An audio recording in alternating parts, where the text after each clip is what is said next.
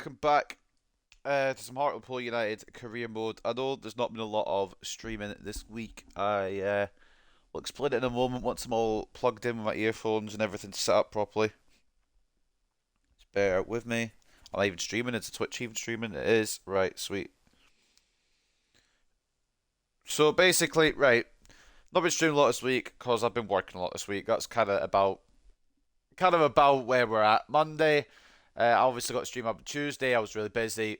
Wednesday, Wednesday I was busy as well, but then yesterday I was so tired. I just didn't feel like streaming. Thankfully, I'm not busy today either. I still don't feel like streaming, to be honest with you. If I'm being straight up transparent out the rip, I don't really feel like playing career mode. But I need to get an episode out soon if I want to try and get this done before New Year, which is the goal. I don't know if it will end up being successful, but it's definitely the goal. Um, to get this done before New Year, and then we can move into EAFC 24 in the new year, perhaps. That's kind of the plan as I go around. But at the moment, we're just going to keep going with FIFA 23, Hartlepool United, Youth Academy, career mode. Last episode went a bit stinky. We are still top by 6 points. We are still dominating the league, but it wasn't the best form last episode. We'll leave it at that. So this is how the table looks after 19 games. Probably hit the halfway point of the season today to kind of gauge where we're going to be by the end of the season. So Hartlepool obviously sit top 6 points clear of Nottingham Forest, Crystal Palace, West Brom, Burnley and Middlesbrough in the playoff spots. As you continue to read down the table, I'm just going to mute myself real quick because I've got a sneeze coming.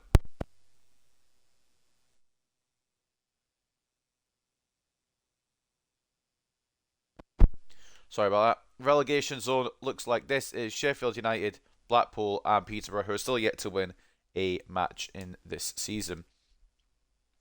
Now, looking at the games we got today, I think we'll end up in December today. I believe for next episode, we will be in the January transfer window. So today we kick off at home against Hull at Victoria Park. We then follow up with a tough trip to Selhurst Park to face Crystal Palace. Bad feeling there between us and Palace after we knocked them out of the playoffs on the final day last season. Probably not very good there.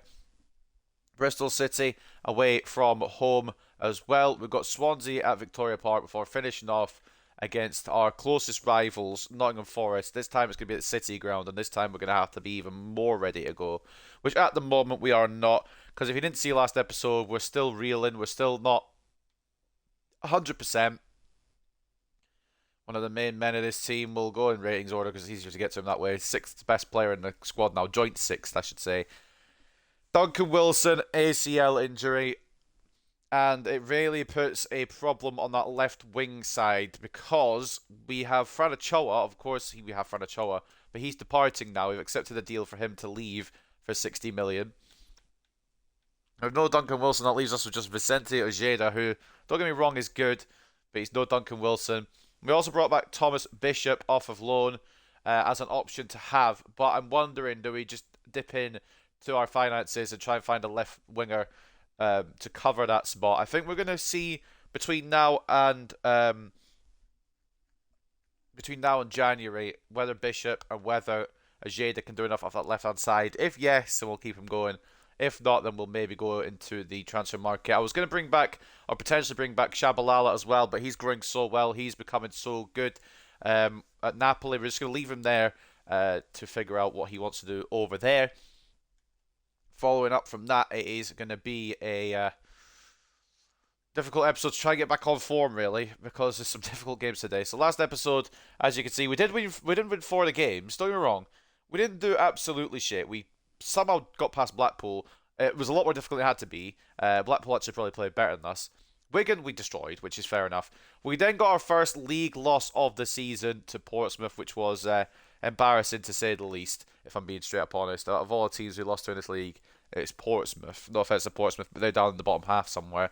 We then have Rotherham United, who we beat, and then we beat Middlesbrough after a comeback victory. But my God, were none of those performances, besides maybe the Wigan one, actually what's the word? Actually dominant. Actually showed that we deserved the game, deserved the win. With the Rotherham United game, I completely picked the wrong team for whatever reason, and I'll show you real quick before we go into the game, but we'll come back out of it, obviously. I must have flicked my right stick. So this is a team we used against Rotherham, which the attack is still fucking dynamite. The midfield's very good, but the defense is probably like our second, possibly even third string line of defense because I forgot to switch it, and we still won 2-0. So I don't know what to tell you. That's bloody good. Duncan Wilson walk up a hill challenge. Fuck's sake. Right. So let's try and get back on focus here. We're gonna have to just go with what we've got on the left as much as we can. We've still got to chill up until January, so he'll be getting used. But we'll be giving Bishop a start to start off this episode. Bull is exhausted. I just remember who we're playing. Hull. They're in 17th. Right. A little update as well on other competitions actually while we're here. We're in the third round of the FA Cup, so we won't get that for a little while. I realised the other day because I don't think Championship teams play in round 2. Either that or they do, and we just haven't been selected. I don't think Coventry or Millwall are in the Championship, though. I got the VAR that now because I'm unsure. But outside of them, I don't think there's any other Championship teams. I think it goes to Championship and Premier League round 3, and that's when we'll come into proceedings. In the Carabao Cup, now I'm just kind of going to follow our path a little bit. So we lost to Spurs, who then lost to United, and we would have still been playing it. Well, I mean, United are still in, so we probably would have lost to United anyway, even if we had beaten Spurs. So that's how that's gone. In terms of objectives, I can't believe I'm saying this, but we're actually looking good to complete all of them. The youth development one, the board are getting a bit upset that we haven't completed this yet, but we have to do it throughout the whole season, so I don't know what the fuck they want from me. Clean sheets, we only need 1, which will probably be impossible to try and get now. We've got the signed players outside of Europe. We'll probably do the make 6.9 million profit from youth player sales now. It's actually registering that we're doing that. We've done the short-term objective. We should win the league title, barring any serious situations. I know we've been through one already, but continuing on without any serious situations. Round the 16 stage purely depends on who we get drawn against, and no continental, so we should be okay. Although I don't know who we're going to get drawn against in the FA Cup, so that will obviously remain to be seen. But we'll get through this episode and we'll get into December, and I think how many games? It will take us to the end of the Forest game, won't it? So we'll get it to the 18th of December, then we'll have 3 games. Reading, Hull, Rotherham, and then that'll be us in January, us in 2028. And I'm also going to do a little sign here as well. We're going to send... In fact, actually, should we just... Oh, we can't. There's no 5-star, 5-star. So this is, should we get a new scout, 5-star, 5-star. We'll just go with Aaron Williams. And for the rest of the year, we're going to pick a random country. So I'm just going to close my eyes. Will it scroll all the way through? Oh, it doesn't. Okay, right. 1, 2, 3, 4, 5, 6, 7, 8, 9. So there's 9. Right, we're going to do a number randomizer. There's 9 different options here. I was originally just going to go straight for England again, but I feel like that's boring. We've got enough homegrown talent. Let's try and get somebody from somewhere. So number 9, which will be Australia.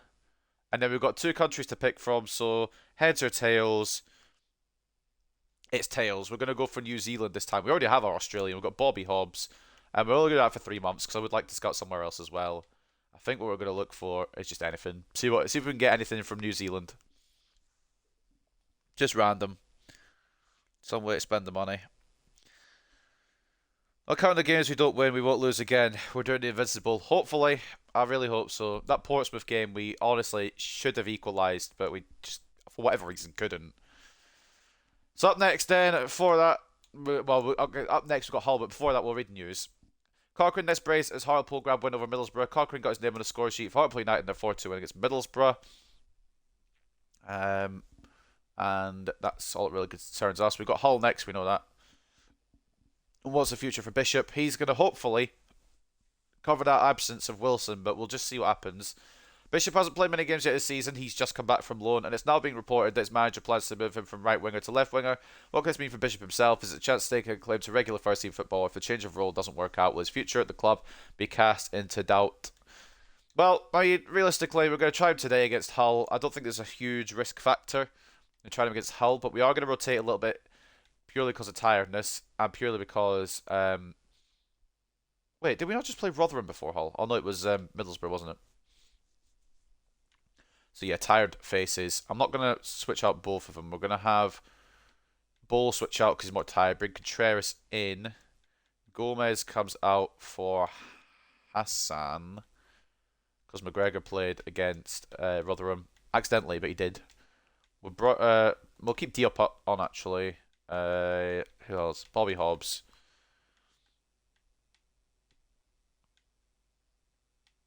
He's out of the game in a little bit. We'll put Maresca on the bench. And we're going to rotate Blanchard. You know what, actually? This is going to be fucking risk factor 1,000. But we're going to do it. Why the fuck not? Well, I know why not, because it's probably a horrible idea, but Carpenter and Howell start up front today. If you don't do well, we've got the men on the bench. I think that's how we go. It's a bit risky, and I have absolutely no idea who the captain is. I'm guessing it's going to be Moffat. But we'll go with that. It's a bit risky, but we need to rotate a little bit. Tiredness coming in, and it's Hull. So we should be winning. Keyword is should. And I think I'm actually going to give Jackson Barlow a run out as well over Ethan Roberts. I was thinking about it, and I'm going to. So take a look at the team. It's a bit weaker, but it should still get the job done. Nielsen in between the sticks. Moffat and Hassan as the fullbacks. Chavez and Contreras the centre-backs. Diop CDM / centre-mid. Hobbs centre-mid / cab. I know Hobbs is a very unhealthy, unhappy choice for some of these chat viewers here. But we're going to put Hobbs in because I still like him. And he's going to be our successful Aussie, hopefully.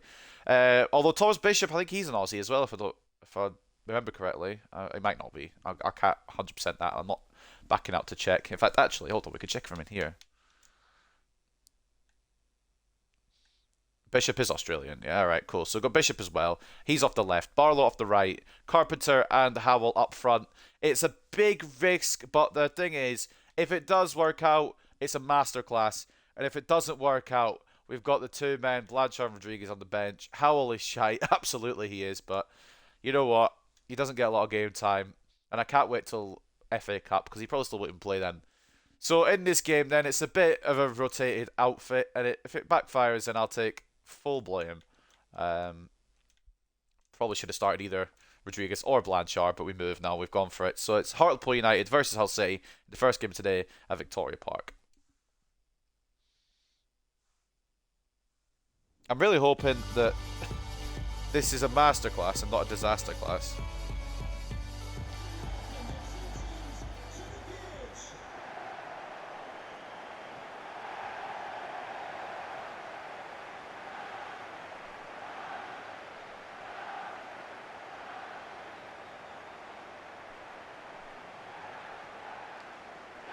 I guess we'll just have to wait and see. I'll pour myself a drink while this is loading up.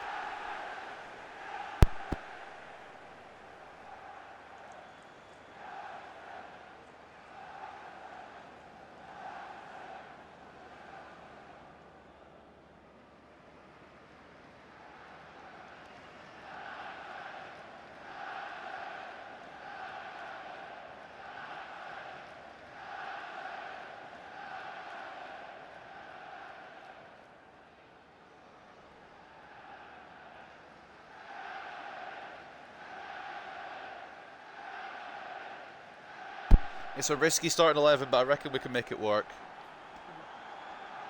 And after the events of last episode, I'm not going to switch it up to Legendary because I just know I'm going to fucking rip my hair out. And I can't really be bothered with playing against Legendary, to be honest with you. There's no point, because I'm going to lose my mind.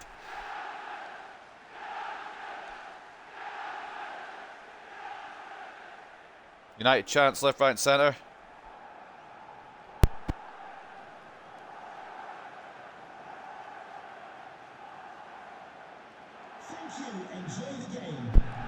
Let's see what we can do then, boys. It's a bit of a mixed match, but mixed match of a lineup choice. But we're gonna go and see what happens. Giving Harry Howell a big vote of confidence. Team just announced to everyone in the top row to look out for errant footballs. Harry Howell is on the pitch. He's not that bad. I'll say that he'll go miss sitters today. I'm gonna be honest. I don't really want to play FIFA, but I do want to get the series done at the same time. It's kind of an issue.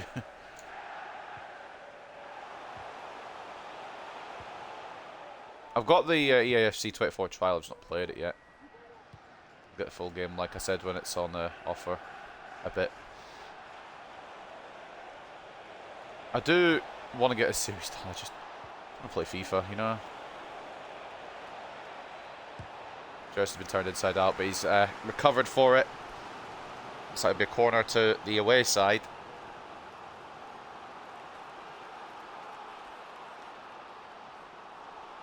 I need some kind of fucking like nose tablets or something, because every time I start streaming my nose starts to activate. Well, to be fair, today it started before I started streaming. It's a decent header, but Nielsen holds onto it.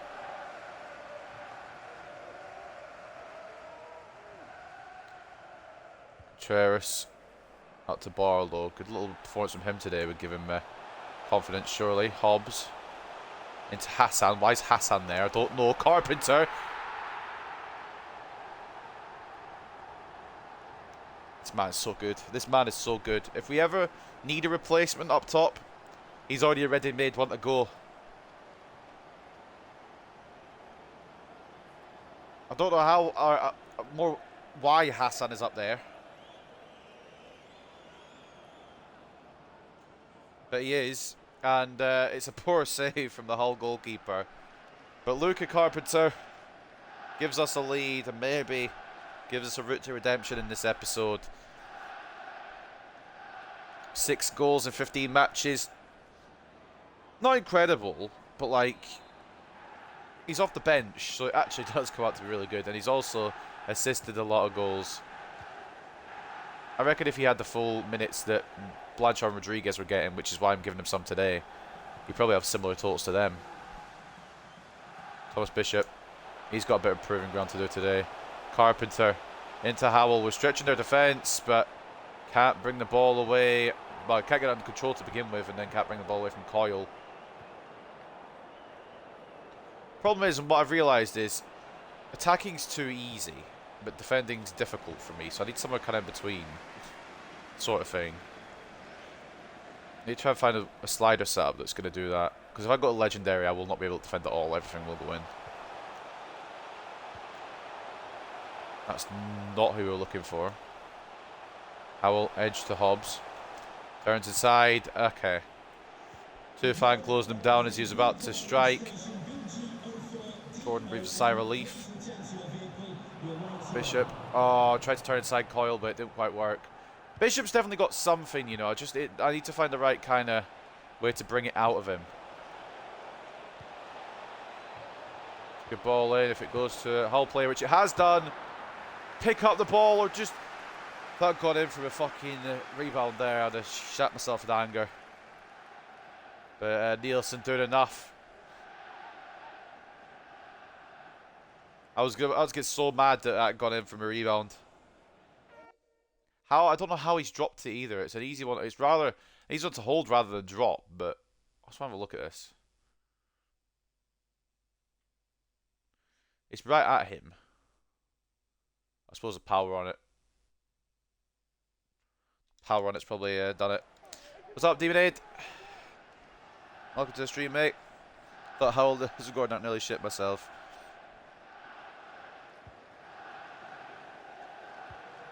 If Howell scores, it's going to be an occasion, definitely. I'm doing some recording for Accrington on break right now. Sounds good, mate. I'm looking forward to seeing the next episode. The first episode I did watch, but I feel like I don't want to say this in a bad way, but I feel like the background music was a little too loud. I don't know if you feel the same on it, but when I was watching it, I thought maybe it was a little loud. But it's a good episode, a good introduction. Quite liked it. You got some good talents already coming through. Which I like. Pete. Nielsen, hold on to the ball, mate. I turned the loafer down. Yeah, right, fair enough. Yeah, it was my only kind of... I wouldn't say complaint, but criticism. But other than that, it was a really good episode. Really well done. Although I'm not really probably the one to be asking about that kind of shit. I stream it off of Xbox and just upload it fully. I don't put really much work behind it more than that. Bobby Hobbs lining it up. Awful effort. And the keeper holds on. Oh, come here. Tete keeps getting away from these defenders. And granted, it is two slowish centre-backs today. Contreras ain't the fastest, notoriously, and Chavez is a little bit slower as well. But Bull is exhausted, so he couldn't have started him today. We could always bring him on second half if necessary.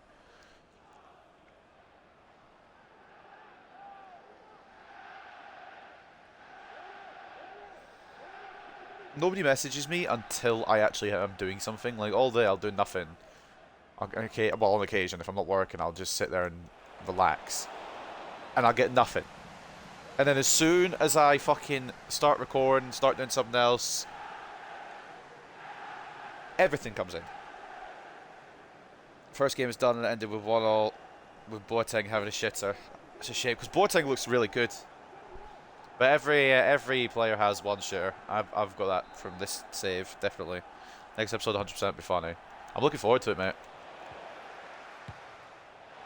Oh, I can't defend for shit, man. Holler put us under the cosh here, but Nielsen, I can't lie, I think he's probably my signing of this season so far. I know Billy Bull has transformed the defence a little bit with just some aggression and tackles, but I've also got to give all the credit in the world to Nicholas Nielsen. I think he's got to be my signing of the season so far. And he has just conceded, but he's still very good. That does not change anything. That was a great header.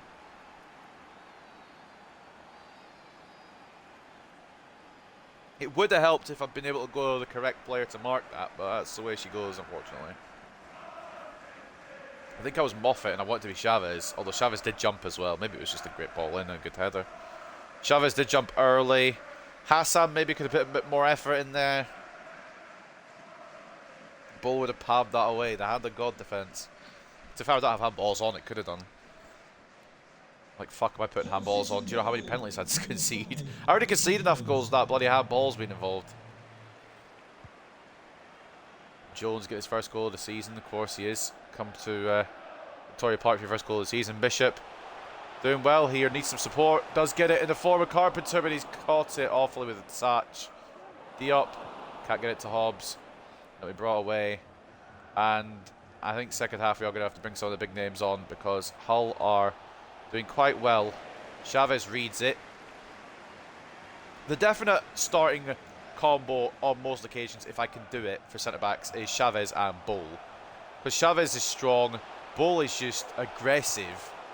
And it's a great partnership, but because Bull was tired, Chavez is pretty tired too. We have to rotate a little bit. Contreras and Galloway are still high rated in my books, but they're not obviously the same level as the centre-backs who signed. Hence why I've had a better defensive season so far. It's an interesting shot, held well by Nielsen. Hassan needs to put his body on the line more. Exactly. I don't know why he's not just jumped in and just dove in front of that. Saving private donkey. Ridiculous, really. Carpenter back into Bishop. Oh, decent effort. Bishop's doing a lot better, you know. Thomas Bishop has actually started off really well. He's had a couple of mistakes, that everybody does. But he's actually moved really well off the left today. He's no Duncan Wilson. Right, the new tactic. Although we don't need to do a new tactic because Blanchard's on the bench. Bishop in towards Chavez. Doesn't make it quite all the way. Harry Howell. Try to win it back after Contreras lost it. Hobbs. Howell. Try to go through here.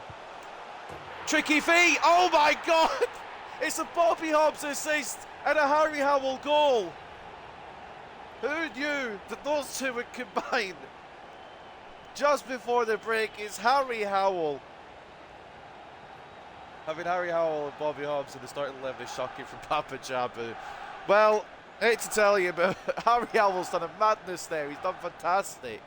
Off the weak foot as well. He buries it. And it's a Bobby Hobbs assist. Harry Howell gives us the lead before the break.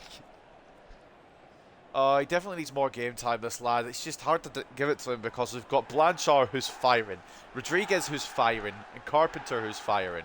But Harry Howell's always a dependable hand to have, even if he is 71 rated. If we can't shift him, we might as well keep him on, you know? Like a mascot or something. I remember we first found him in the Youth Academy report. We thought, oh, he's never going to make it to anything because he doesn't have the potential. And, I mean, this is I think his 4th season now in a Hartlepool shirt, and he's still thought about, in a good way or a bad way. He's still being thought about. 2-1 at the break. And the episode actually fuck off. No, man, this is fantastic. This is the content you come to see. Bobby Hobbs assist. Harry Howell, brilliant feat to be fair, to find space. And off the weak foot as well, finds the bottom corner. It's 2-1 to Hartlepool here at Victoria Park. And the risk might have paid off, you know.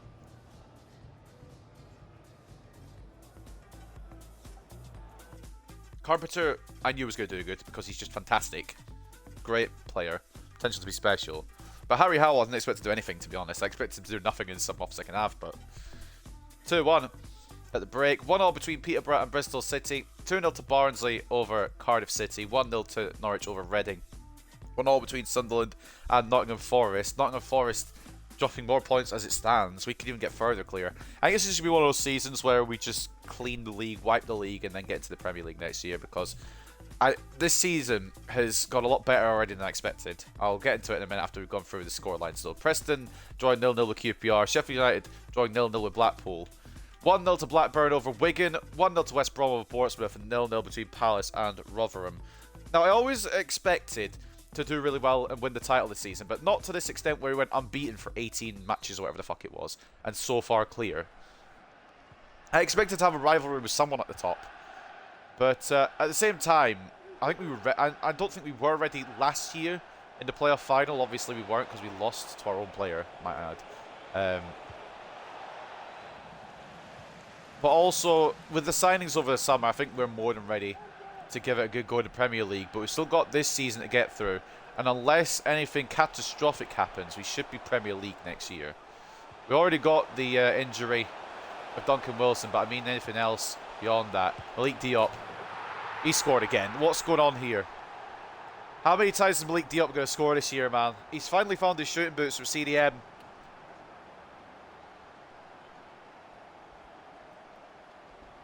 And although attacking feels a little too easy, I feel like this is just the right balance of difficulty, because once we go into the Premier League, we'll still be on these difficulty and sliders, and it'll be a lot more of a challenge.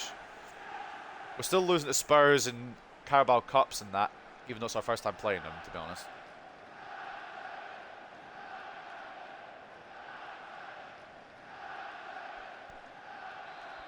Diop scoring goals now by CDM, give him the captaincy. He's definitely up for captaincy for... We're going to maybe have a poll for the Premier League captaincy. I'd like to keep it Rodriguez personally, but I think I'm going to make a poll for it as to who will get the captaincy for the Premier League. Because I feel like we need a united team, no pun intended, heading into the Premier League, and they can get behind a captain that everyone could agree on. Good tracking back by Douglas Moffat. I didn't know if he would. Still always back this lad. He's captain today. He'll definitely be in the conversation as well. Thomas Bishop, they're leaving too much space open. This isn't... Like, I can't know anything about Hull being fucking shit, can I? Bobby Hobbs, good save from the goalkeeper. But Hull are just leaving too much space open. No difficulty can change that, really. It's just poor tactically made decisions from the Hull manager. I could be on Ultimate and they'll still leaving those spaces open. Barlow. Ball in towards Chavez. It's away as far as Howell. Contreras from range is blocked by Franklin. Could have had a wonder goal from the Mexican centre-back, like his first goal for the club. Even though it wasn't really a wonder goal, it was just the first goal ever scored in this series. Still weird to think that Contreras is the first scorer of this whole entire Youth Academy series. Offside, I believe. Nielsen with a good save anyway. I don't necessarily need to change anything, but I might do anyway. Just for stamina reasons more than anything else.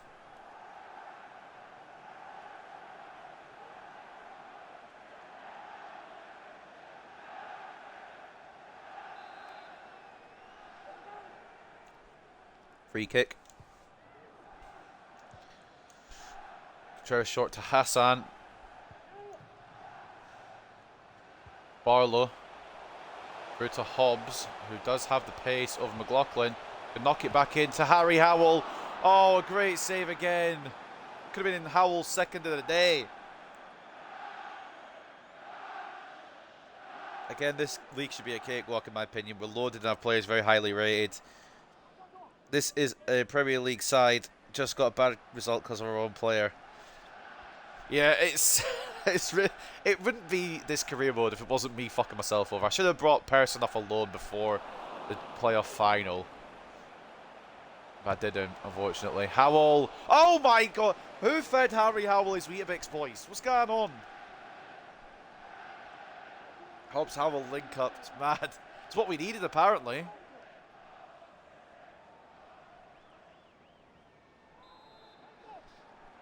Barlow to bring the ball in again. A bit further out. Chavez trying to knock it anywhere. Bishop gets caught, trying to cut in, and that could be a counter-attack. Bishop's not been bad today, but I'd still like to see more of him before I decide what we're going to do with that left wing spot. He has won it back though. Ball inside towards Carpenter. On one more to Barlow. It's blocked by Bastian. Diop knocks it out to Hassan. Barlow. Awful attempt, to be honest. I think I was going wide if I hadn't been blocked by a defender anyway.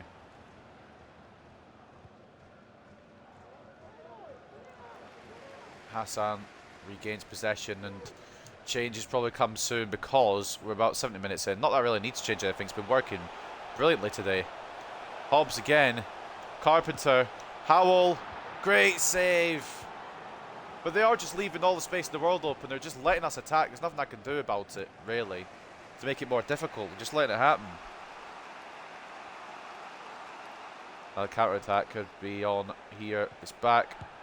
Chavez gets caught out, and I mean, I don't know what Contreras is doing, quite frankly, but it's the way she blows, unfortunately. I just can't defend. This is what I mean. I need something that makes the defending easier, but the attacking more difficult.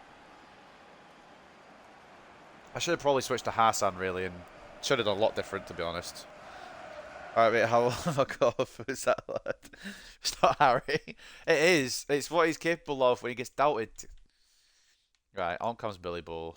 Chavez turn into a spliff for that. I'm actually going to bring Galloway as well. Bring on Blanchard, and we'll bring on... In fact, we'll give Bishop the full 90, fuck it. Bring on Maresca. Diop's going to be tired, but we'll have Cochrane in for next game. Larry Howell. Could be. Evil twin brother.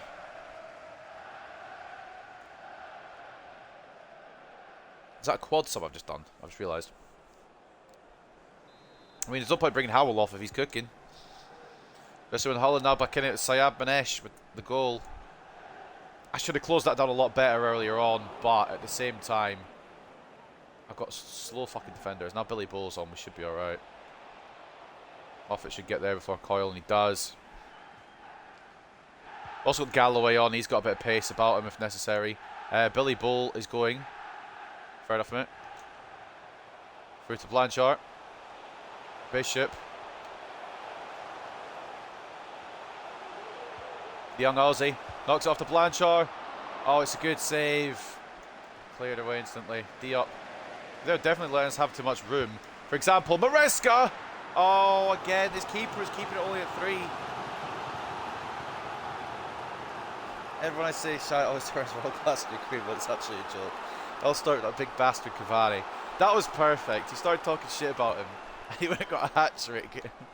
Oh, Blanchard. Interesting attempt. Oh, I should have put Blanchard in the corner. I forgot we had him on the pitch now. It's just Ricky Manoeuvres there, to be honest. Billy Bull with the press here.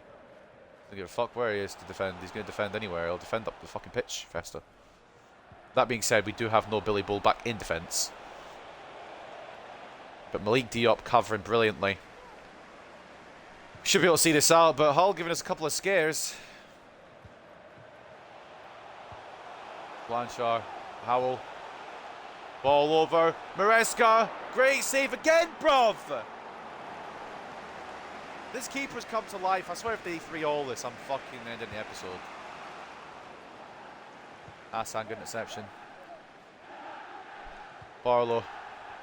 Inside to... Well, it was meant for Howell, but of course you have to go for the more difficult pass, even there's no need to.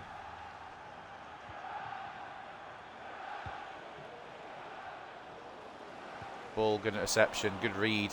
bad distribution. Good save by Nielsen.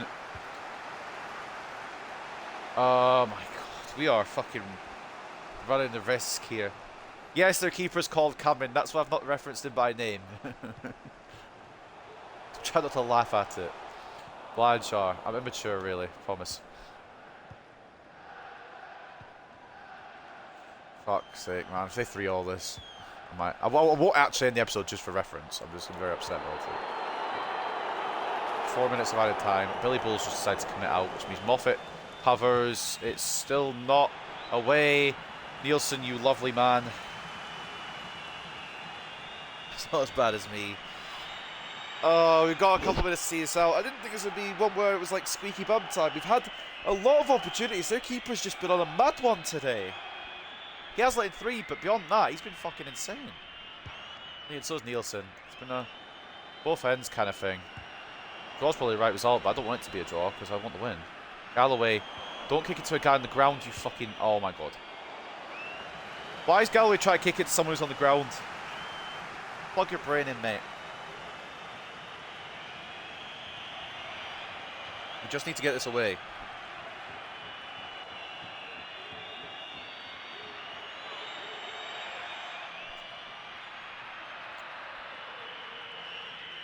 Not brain in time for Galloway. No, he turned it off. Didn't realise he was going to be playing today. It's probably like, oh well. Header, and we just relax, boys.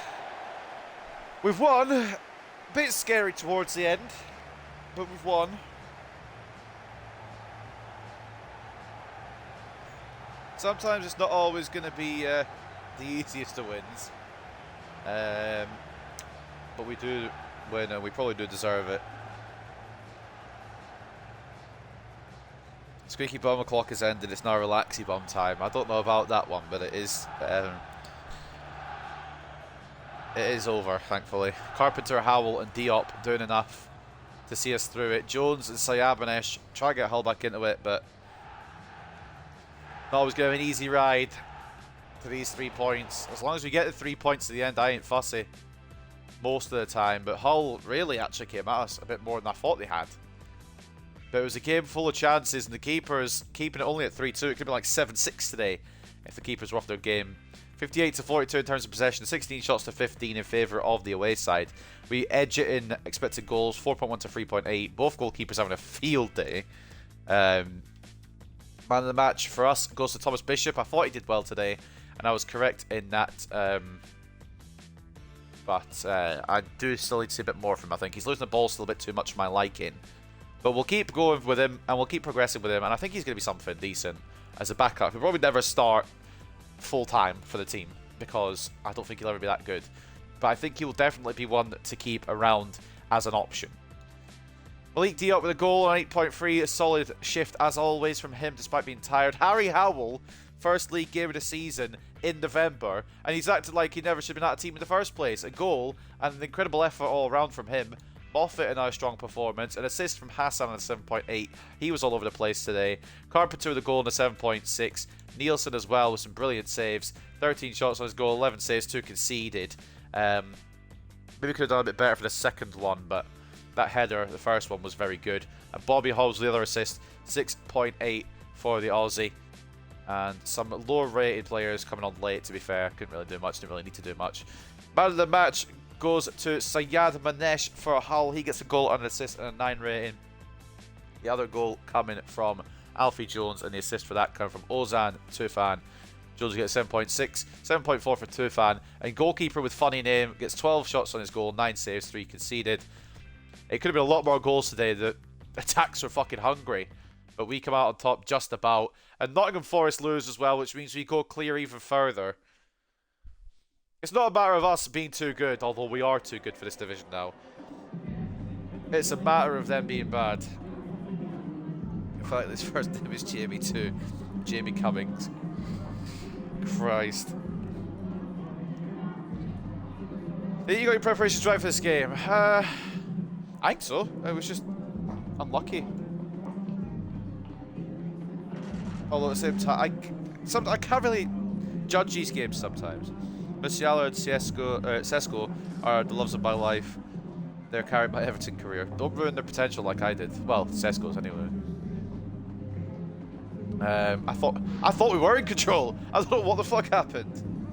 Hull were hungry. Can afford to drop points. I know I can. I just don't want to. I want to be the most dominant. I want to be the most dominant championship team there ever was. I want to be more dominant than Bournemouth last year. I think they got like 115 points, or whatever it was.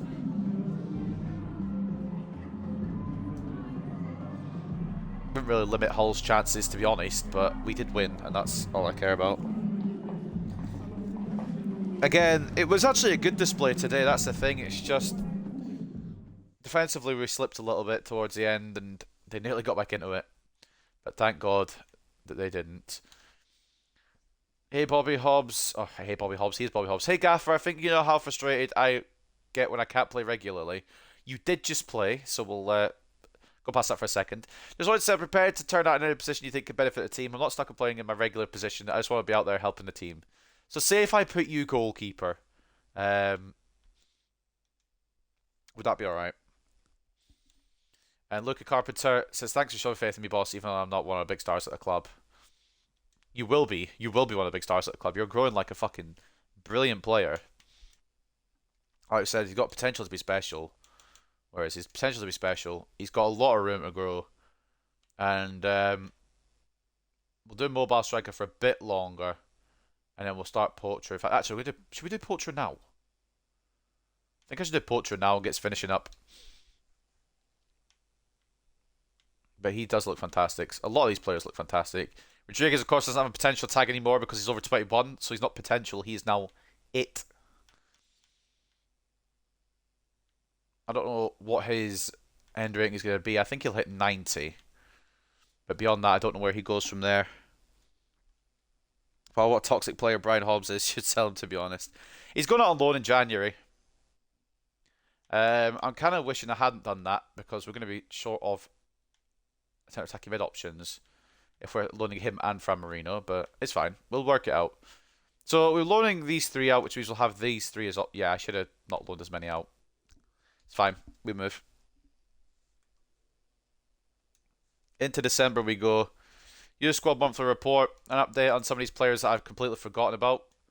I don't really know what I'm going to do with now, to be honest with you. Armstrong I'd like to keep about, I think. We'll put him on a loan deal. We'll just call him up now. We'll put him on a loan plan. Alright, well, on the loan list. We've got 7 goalkeepers. I'm aware of that before anyone fucking points it out. Esposito's leaving. Hopefully these ones will leave as well. Nielsen's showing great potential. He's not to a 78. He's definitely one I think we stick with as the starting goalkeeper. But Logan Duncan sticks around. Why is Myers at your club? Don't you know about, mate? No idea what you're on about. Definitely didn't borrow him. Message here from Armstrong. He's just happy to be in the first team, but realistically, he probably won't play until he goes out on loan. And even if he doesn't go out, I don't really know what's going to happen with him. Up next, though, it's a big one. I know we've got a 9-point gap, but I would still like to win. We have scored so many goals this year, boys. We are, I mean, we should be winning this without an issue. Even without Duncan Wilson, we still seem to be sailing to the top here. 9 points clear. I'm ready for the Premier League now. Can we just choose something on the season? Should we say fuck it? Like, yeah, fuck it. Just reckon I'm joking. Right, up next is Crystal Palace. They're going to be a test, so we're going to have to go at our best, which is kind of half of the reason why I saved stamina a little bit. Before we go into any news, etc. I don't want my manager ratings decreasing, to be honest with you. I'm not really sure what's happening with that because I've not done anything wrong, really. It's just, I haven't done anything for a while, probably. Anyway, pretty much press conference before the trip to Selhurst Park. Bit of history of Palace after we knocked them out of the playoff positions last year on the final day. Teams have made a great start. There's a serious chance for the EFL Championship title beyond you now. Now, we're 9 points clear, so I think probably need to catch up a little bit. Stupid fucking game, I tell you.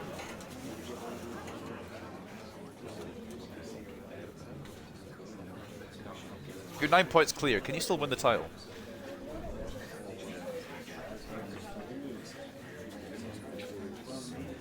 Palace is probably beyond Forest, Palace, and maybe, I guess, Portsmouth now, because they're the only team that beaten us.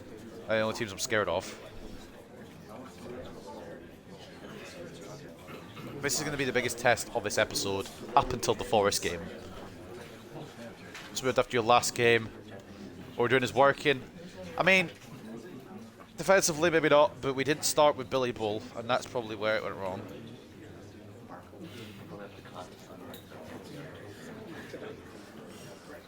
Ultimately, what really matters is we're going to be starting Bull and Chavez together today, so we'll see what happens there. Before we go in, though, the news. Hartlepool maintained title charge. The league leaders marched on in an impressive fashion by wrapping up another 3 points against opponents from the bottom half of the table. Hull City were never really in contention in this game, and Hartlepool United continued to run at the top of the table. Nielsen saved decisive against Hull City. Nielsen's heroics in goal helped Hartlepool United preserve their 1-goal lead in the win against Hull. Who will be 2077's Player of the Year? If it's not Carlos Rodriguez, I've got questions. Okay. So usual 4 suspects, probably, I would say, at this point in career mode. Mbappe, Foden, Vinicius Jr. and Haaland as the Ballon d'Or nominees. No room for Carlos Rodriguez, no room for Achille Blanchard, and more importantly, no room for Bobby Hobbs. Crystal Palace play host to Hartlepool United in a massive fixture, which looks set to have a real impact at the top of the table. The league leaders will be tested by one of the few teams in the league with enough quality to offer them a genuine challenge. A win for Hartlepool United will represent another major huge start in march towards the title. If Crystal Palace can pull off an upset, though, give them renewed hope of mounting a challenge themselves. I wouldn't necessarily call it an upset if they were to beat us. Armstrong surplus at Hartlepool. That's not what I've said at all. But fair enough. Preston and Blackpool and Derby as well. So there we go. Update there. And I don't think I saw this, but somehow we don't have a player nominated. Someone's going to have to explain that one to me. Gordon for Crystal Palace, Kovacevic for Blackburn, Dolan for Blackburn, and Valise for Blackburn are the nominees. Is that the Valise that's at Spurs just now? Easy 3 points, 5-1 win. I'd like to believe, but Palace will fucking piss me off. Is that the one that's at Spurs? I have to VR this now. Google it. Okay, phone. Don't worry then. Yeah, it is the one that's at Spurs. Fair enough. Different career paths. Blackburn in career mode. Spurs in real life. Anyway, up next then. Crystal Palace. Skip the team to its best. Nielsen remains in. Bull, Chavez. Yep, I think we're going to swap them across actually. Gomez. Diop, Maresca. I know I said best, but I don't always mean highest rated. And Bishop did well, so we'll put Jade on the bench though this time. That is going to be a team for the game against Hull. We are not against Hull, against Palace. We just played Hull. It's looking good. I'm going to be honest. I kind of want Harry Howell back on the bench again. So, to cry about it. That is the team that's going to go against Crystal Palace. And so we've got Nielsen in goal. Moffat and Gomez as the fullbacks. Bull and Chavez as the centre-backs. Diop, CDM / centre-mid. Cochrane centre-mid / cam. Ochoa left wing. Roberts right wing with Blanchard and Rodriguez leading the line. Rodriguez captain the side. This is definitely a Premier League side ready to go. The fact that we're in a championship is still mad. But hopefully that will end this season as we get promoted. Hopefully with a title. But you gotta find out as we go along, I suppose. Not really caring about who is on in the goal news because we're 9 points clear at the moment. So at Selhurst Park, it is the second game of today's episode. It is Crystal Palace, led by Mario Hermoso, of all people, against Hartlepool United. Let's get into it.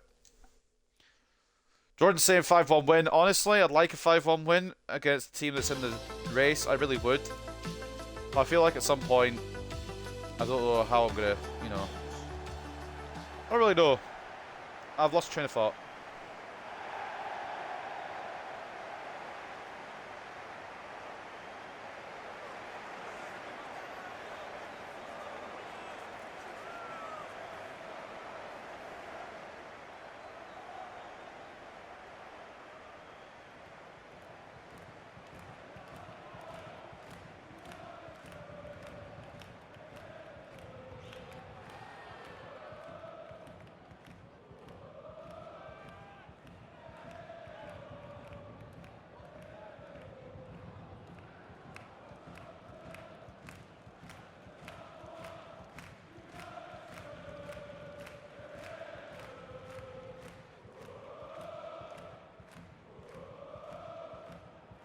Fucking hell, South Park's silent, mate. What's going on here? That's not Anthony Gordon up front, is it? I'm going to have to do some research in a minute in their team. I don't usually do it before the match, but... That's not Anthony Gordon up front, surely. No. Josh Kamani Gordon. Alright. There's Mario Hermoso, though. Interesting team. They're not even gone full strength. No wonder they got relegated and can't get back up.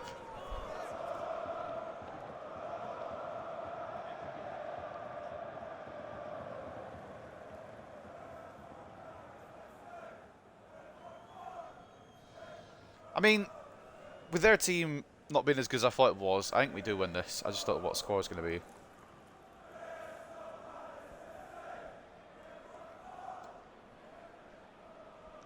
Palace chants, obviously, from the Palace fans. They won't chant for us, will they?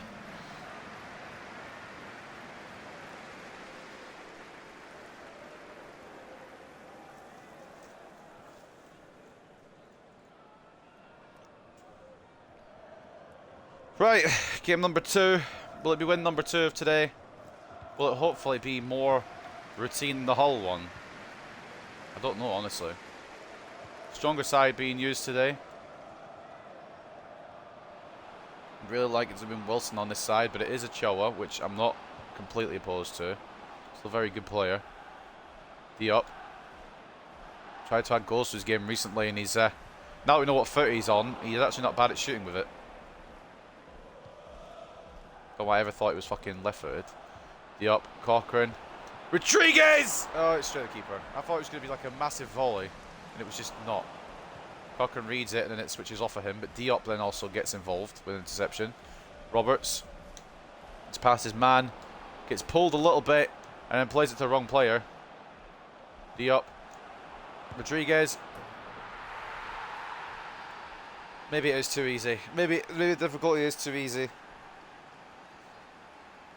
Maybe I do need to step it up to Legendary. But at the same time, if I step up to Legendary and lose to fucking, like, Peterborough, it's just going to be embarrassing.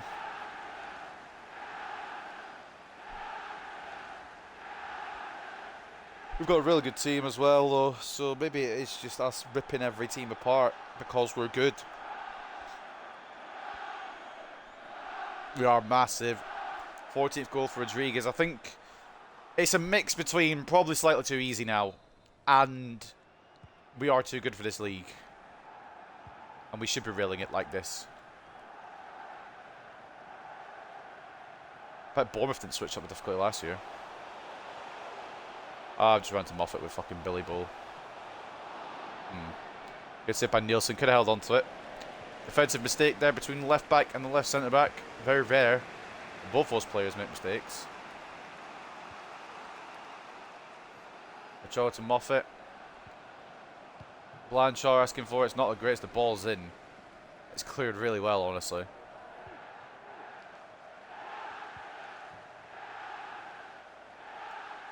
Moffat to go try and keep up with the boy here.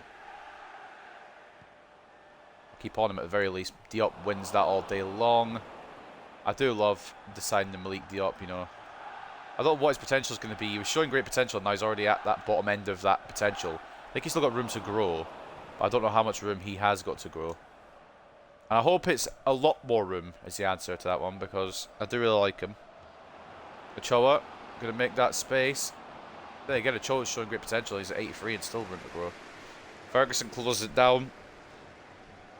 Diop signing of the career mode. He's definitely in the later kind of stages here, been the best signing. I don't know if ever. I suppose a lot of them are from the youth academy. They're not all free agents, are they? Not seen enough time for some of them. So yeah, maybe Diop is up there. I like Gomez, to be honest. We signed him from Carlisle and we never thought he was really going to be anything. He was just going to be backup. And he's come in to start. Although maybe he's not as good as what we could get. Chavez and Bole haven't had enough time yet. Moffat came through the academy. Nielsen's not enough time yet.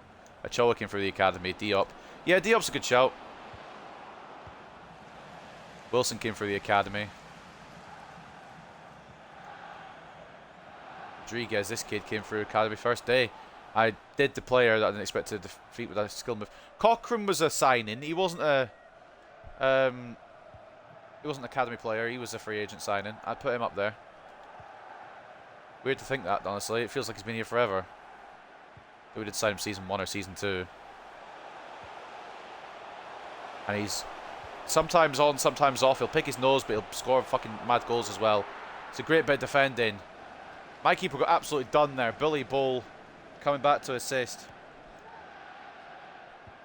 If need be, you can go legendary and tweak the sliders in your favour till it's even. That's another shout, I suppose. But the thing I don't like about legendary is they never cross. They never try different stuff. The AI. Right. I should be shutting that down a lot better with Chavez. But it's a good save at near post from Nielsen. But that is on me for not shutting that down properly. If that had gone in, I only myself to blame. Hodgson's still there somehow, 6 seasons in. Not a bad headed effort by Nascimento. But it is off target. Thankfully for us, I should say. Would like to keep the clean sheet today and get the objective done before the new year, but it's Palace, so I'm not expecting to do that. It's a record. Not clear. Rodriguez to Diop. I don't know where Cochrane is, man. What I do know is that's an awful challenge. Leak Diop getting caught. Yellow card for Jack Wells Morrison. I was kind of trying to find Cochrane.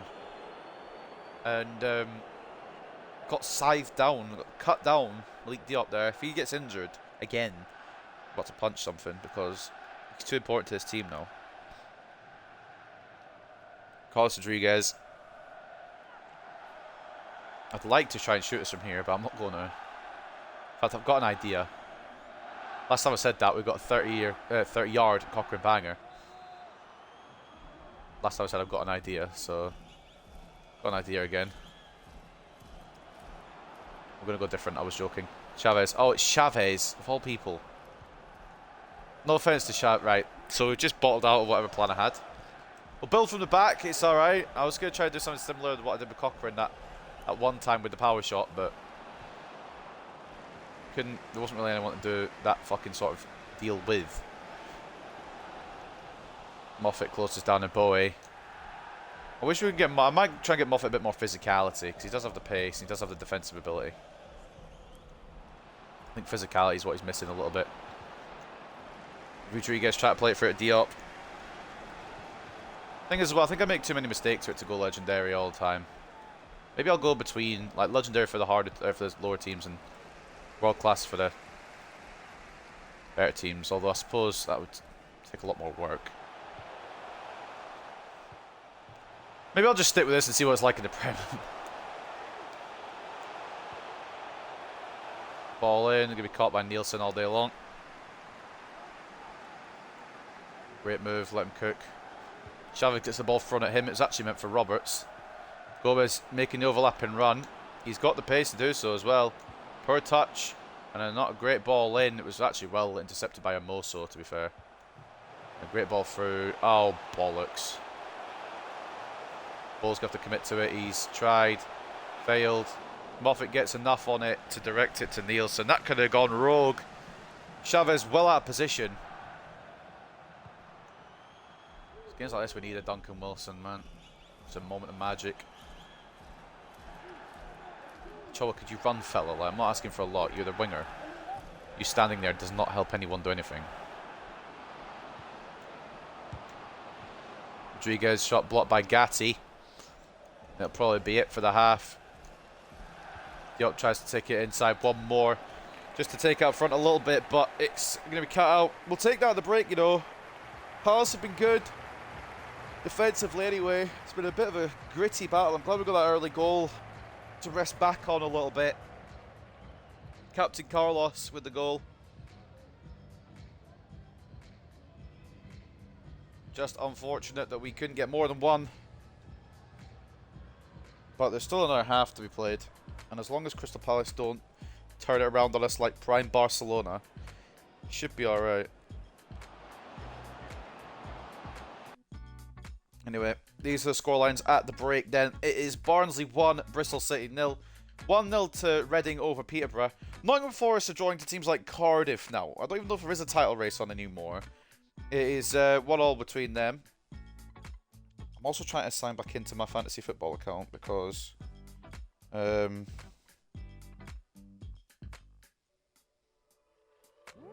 whatever reason, it isn't allowing me. Bear with me.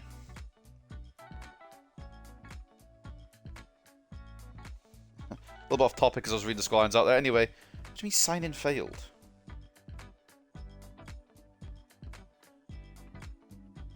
Bugger, I'll sort it in a minute. 1-0 to Sunderland over Burnley. 1-1 between Preston and Blackpool. 2-0 to Huddersfield over Wigan. 2-0 to Portsmouth over Sheffield United. 0-0 between Blackburn and Middlesbrough. 0-0 between West Brom and Rotherham. 1-0 to Hull over Swansea. I'm still confused as to why it isn't working. Our phone decided not to work. You know what? Honestly. I'll cry.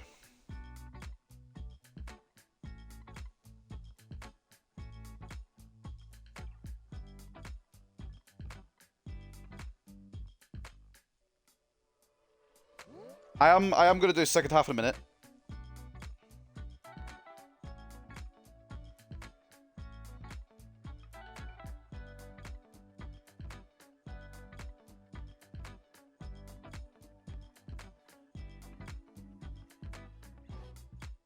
Why is it... I just wanted to check it before any games tonight, and it's just... Oh, whatever.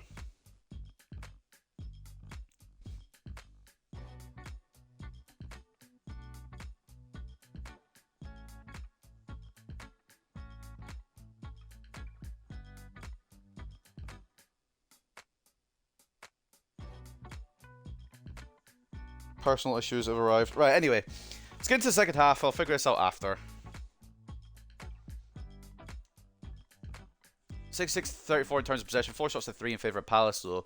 1.2 expected goals to 0.8. We've had a lot of the ball, but not a lot to do with it. Fantasy fucking football can wait, alright? If I miss a deadline, I miss a deadline. Not the end of the world.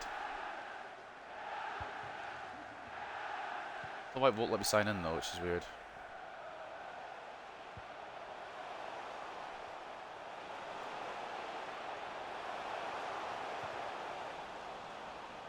Good block by Bull. And away. Free kick given to me, I'm hoping. I didn't do anything. That's what I'd do. If it's still easy, this easy in the Premier League, then Legendary might have to be the move. But with this team, we should be smashing championship sides. Yeah, true. We should be all over them, and we are, to be fair. So, no real issue yet, but... I don't want to switch out to Legendary and put into jeopardy our fucking place in the Premier League. So if I mess it up now, if I have a third season in the Championship, I might just call it quits, or maybe just sim that season. I was thinking of simming this season, to be honest, but I haven't done, and I won't do. Charlton Moffat. Rodriguez! First time shot was just absolutely diabolical.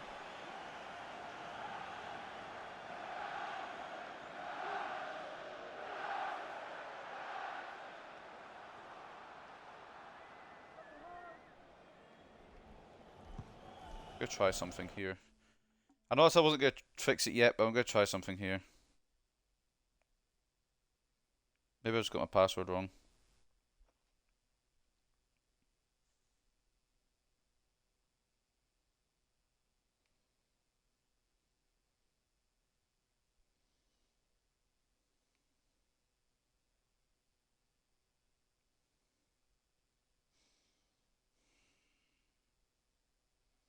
This fucking app does my head in.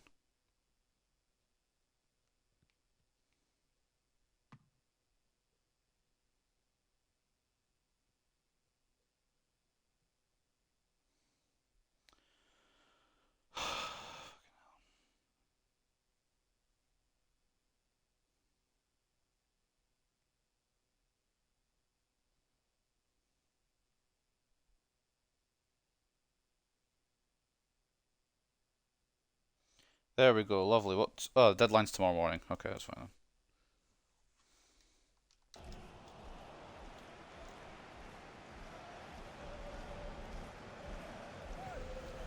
Right. Fantasy football problems aside now. Now it's logging back in. I don't know why it logs you out when you say keep me logged in, but it does. It bounces off his D up. Away from my players. Straight to their players.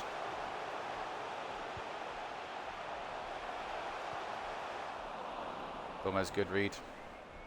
If your mouse clear in the league is as clear as day, hours, I wouldn't blame you if you simulate the rest of the season with other stats and stuff.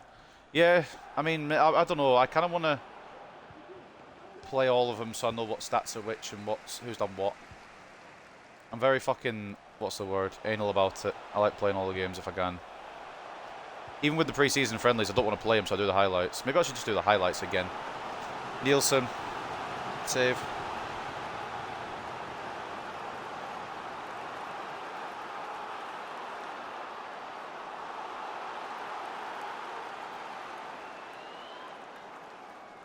So I've got 5 viewers. I don't know how true that is, but if you are watching, I hope you're enjoying.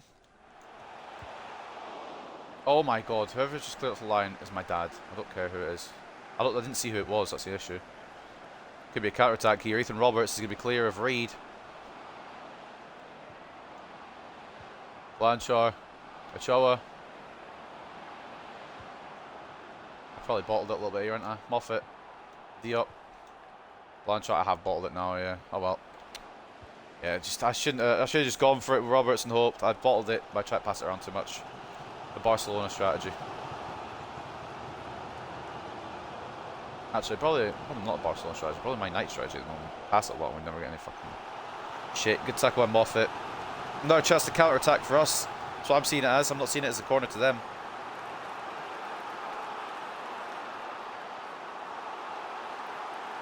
Wells Morrison coming off for... Is that Will Hughes? Is he still there? Fuck me. Bradshaw half headers it away. We're blocking it like our life depends on it. Us really pushing for an equaliser here. Cochrane's been given acres of room here. I think Roberts was offside. I have just slid through that man as well. Pretty sure Roberts was offside there. You know what? Fuck it. Don't know how good of an idea this is, but we're doing it. Harry Howell comes on. That cost me the game then, yeah, that's really what to say. Cochrane all the way out to Roberts. Blanchard asking for it inside, but I don't know what it's done there. We're going to have the VAR on the replay in a minute. Rodriguez, good effort, saved by Davis. I'm going to let it go for a corner. I also want to see how Roberts didn't control this. Because that should be easy to bring down, no? He's bringing it, he's chested it. Oh, okay. Right. Oh. Is that how it goes, is it? I didn't know you could chest it like that. The ball has dead ass gone through my entire player.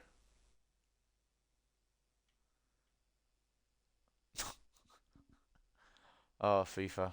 Oh, good FIFA. Never change. Just out of interest, what's it bounce off of then that comes out of his back? His asshole, maybe?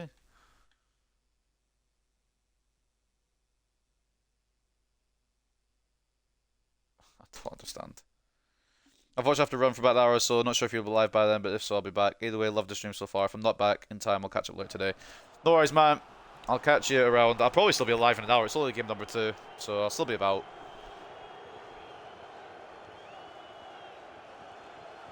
Happens all the time. Yeah, at this point, it's kind of normal, but it shouldn't have to be, really, should it? Blanchard, Cochrane coming off. Harry Howell. And Maresca coming on. Howell getting some more faith because he played really well today. Or early today, I guess, the first game. Roberts towards Billy Ball. He's headed it away somehow.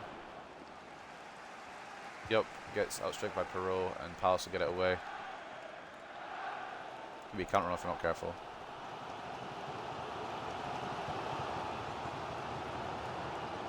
Ball's going all the way through to Amada.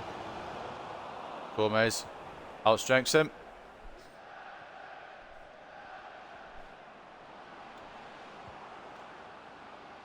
Maresca. Howell. Room. Shot. Good save, Davis. Howell lively. It was Gomez off the line earlier on, by the way, if anyone interested. Could have been 1-1 had it not been for the right back.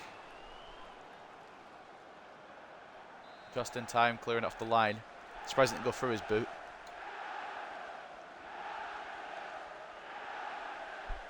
Roberts ball in. Towards, well, it was meant to be for Billy Bull, but for whatever reason locked onto Rodriguez. Roberts, Chavez, Maresca. That has sort out the game surely now.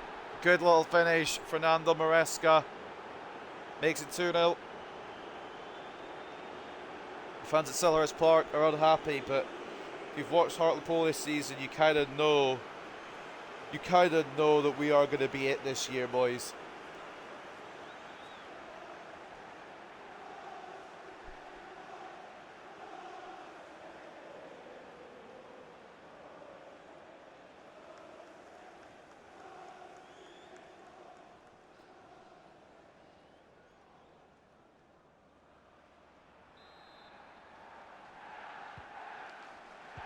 Oh man. Diop, he's always there. Distribution might be off sometimes, but he's always there. Oh, Howell tried to get out to a shower, didn't work.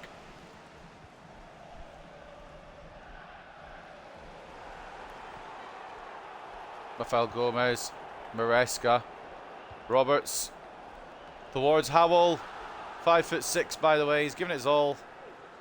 Just not 100% on target as it went off target, but you know, there she blows. Roy Hodgson not liking what he's seeing here, but we are just too good, simply. Howell tried to press, didn't work out. Perot loses out, and Billy Bull will clear it out to Douglas Moffat. Still seems weird not being able to use Duncan Wilson for the rest of the year, honestly. The missiles runs off the side. Rodriguez mishits it completely. Gonna miss those runs off the side, the cutting in runs. I'm also going to bring off Rodriguez for Carpenter just now, as well as bringing on Ojeda for Ochoa. Defensively, we don't need to change anything, I don't think, so I'm not going to. Carpenter and Ojeda for Rodriguez and Ochoa.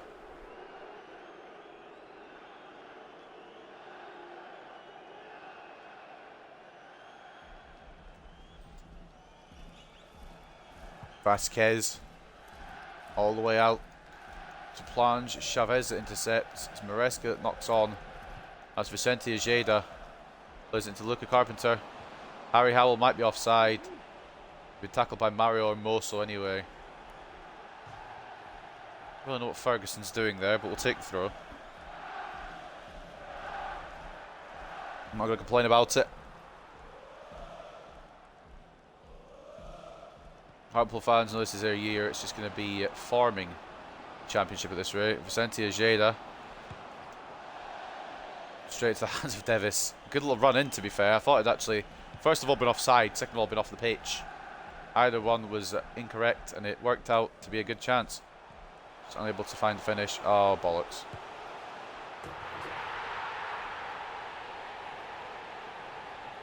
Can't be mad.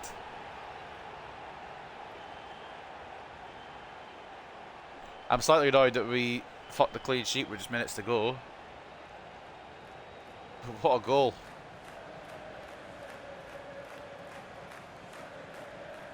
I'm not even mad. That's fantastic. What a finish. We still have the lead, but Palace may have something late to say in these exchanges. Plange's first goal of the season. What a goal it was. Only his 4th appearance. My God. 2-1 as it stands.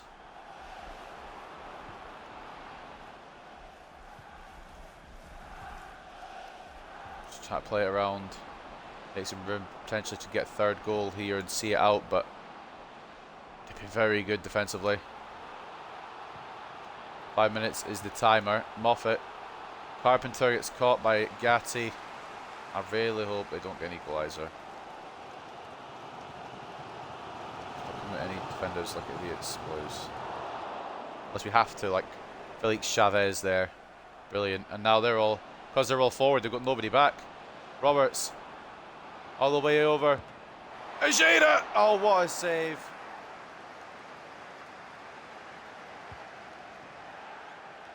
Try to win it back so they can't counter. And that will do it. Thank God. For a brief second there, I thought Palace might get back into it. But we do end up with the victory just about. It was a great goal from Luke Plange, or Plange, who plunged it to the back of the net. Brilliant finish. But we done enough. I think it was Rodriguez and Maresca with the goals today. What matters is we come out the other side with the 3 points. I'm not really sure if every game's going to be scrappy today, but so far the first two have been.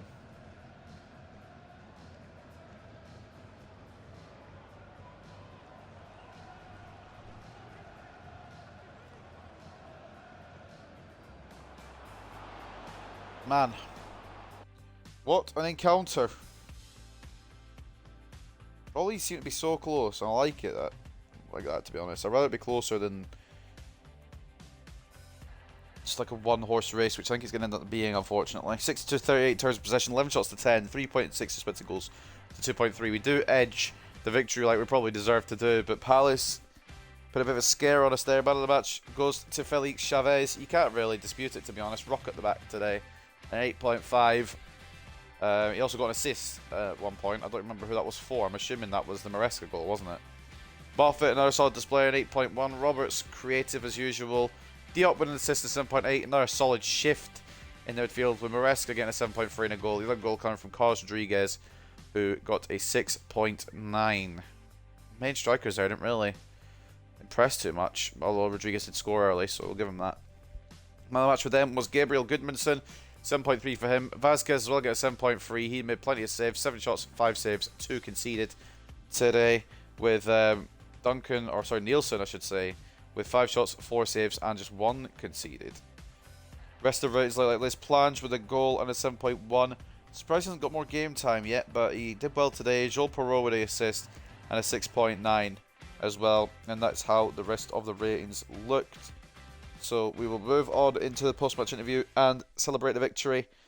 Nottingham Forest also winning, keeping the gap at 9 points. Palace falling a bit further behind due to that loss. But we'll take it. We'll absolutely take it. No complaints from me. My phone is bugging out something special today. I don't know why. I think there's room for improvement when you're out of possession. Yeah. Really, could have gone wrong.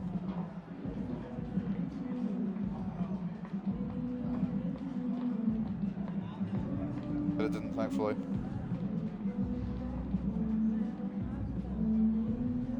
Good win. What do you make of your team's performance? Really dangerous going forward, even if we struggle a bit. Sitting back.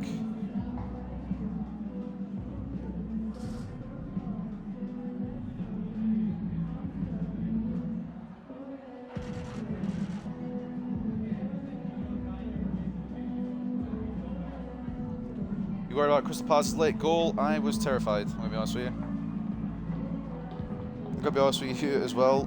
Ladies and gents, I'm now also trying to sort out my fucking team.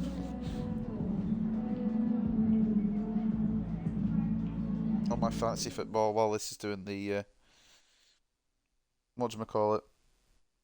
I don't know what I'm on about, shut up.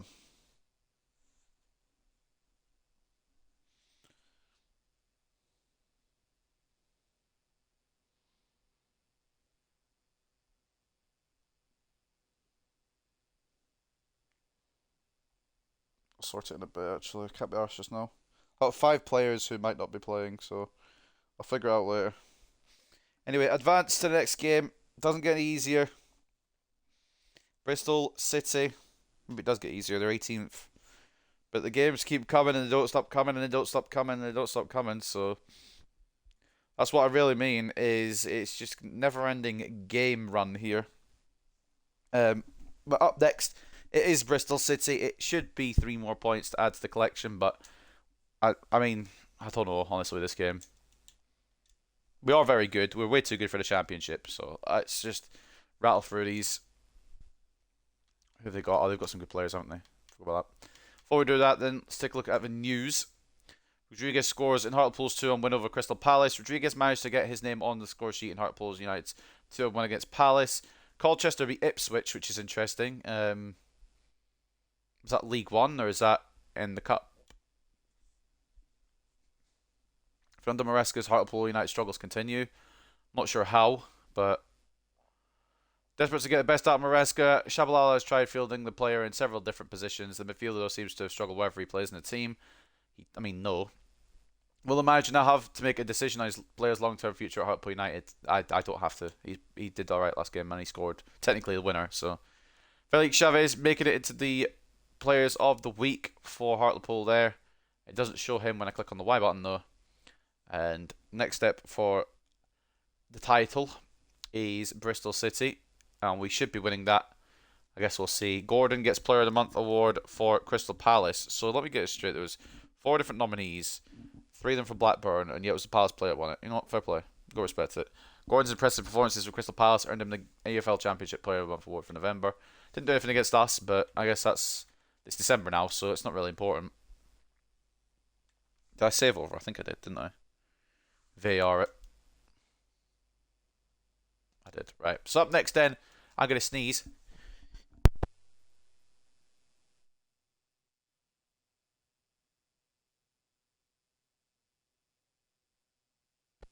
Sorry, do you know there's one of those sneezes where you get like a sneeze face for ages and it builds up for ages? It's one of those. But anyway, up next is Bristol City. I've forgotten their stadium name, but it should be a win anyway, whoever they're playing is. And you know what? We're going to give Duncan a game. It's been a while.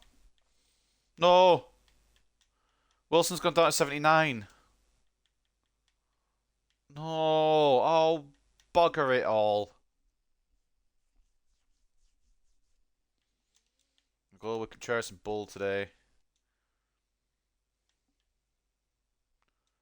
Sit Cochrane back behind Maresca.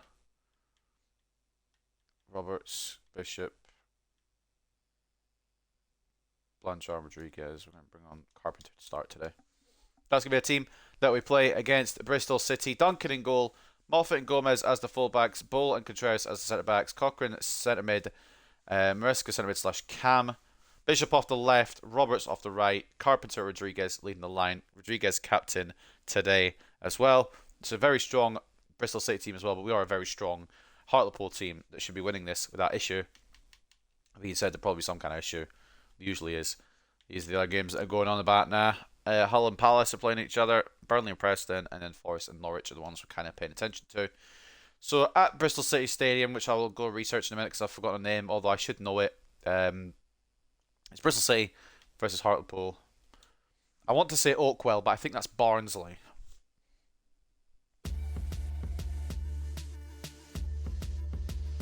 Bristol City play at the Ashton Gate. That's the one. I should have known that.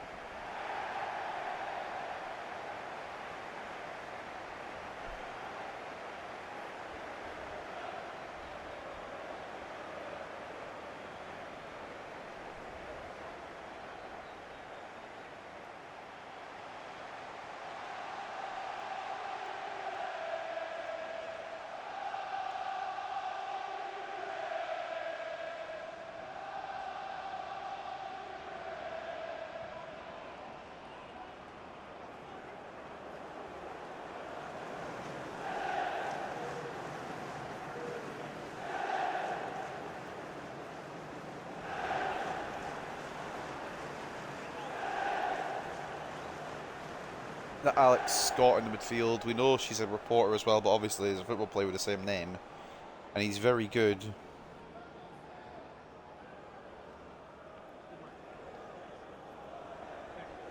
So I'm scared a little bit, you know.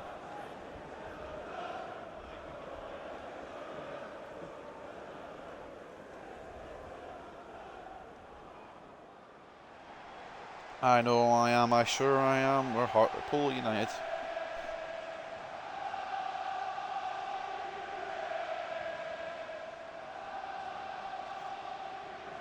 Could be a shock here. We have lost to a lower league team already this season, and by lost to a lower league team, and we've lost once to Portsmouth. Still don't know how we lost that match, but we did. And ever since, we've been on the redemption arc. Hopefully looking to continue said redemption arc today.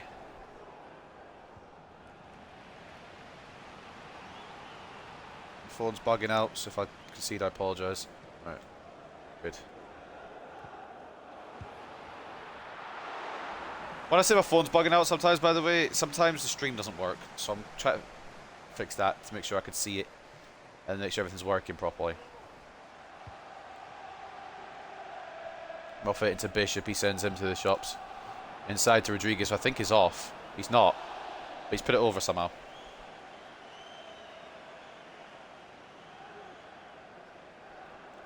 Can't believe that's not 1-0, to be honest with you. You bet your house on them scoring those. Blanchard's saying I'd scored that.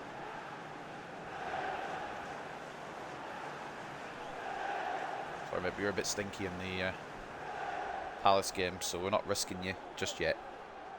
Probably bring him on at some point.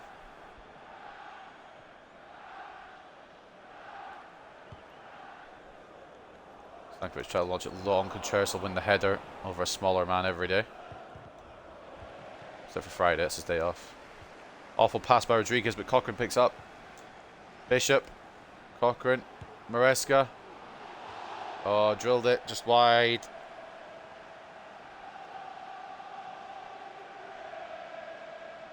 Maybe not just wide, but it was wide.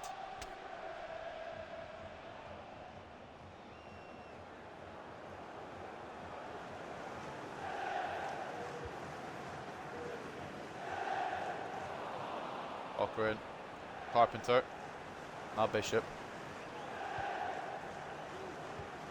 Moffat, back into Cochrane.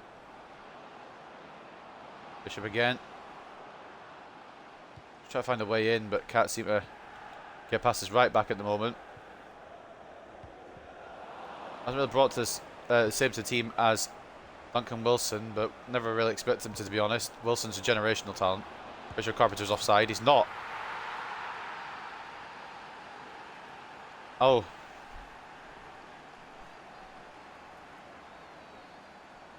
I was going to take an extra second there because I thought he was offside. But look at Carpenter once again getting involved in the goals. I think he was offside. I'm confused. It's a great finish. Sunk well into the bottom right, but who's playing him on?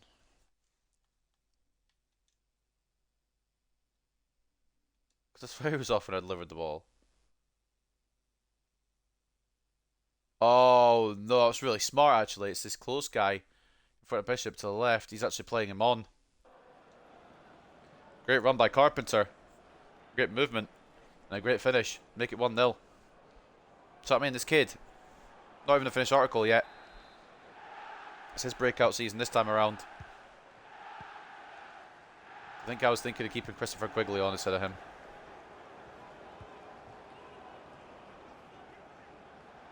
Made the right choice there. Cochrane blocks off Pearson. Moffat. We just are too good for this league, aren't we? Oh. But then again, we do passes like that and we play ourselves out of trouble. And Contreras takes him out. We lose the ball and send it back to positioning. Billy Bull.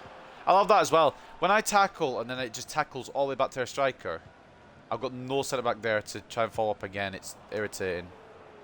That was for the right back. Do you know what? It's fine. I'm not even bothered. Billy Bull's at the back. We've got no issue.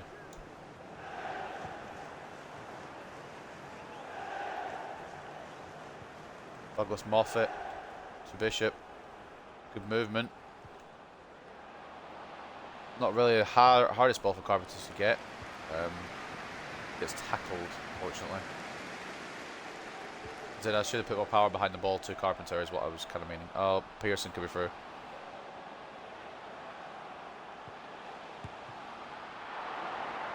Hold on.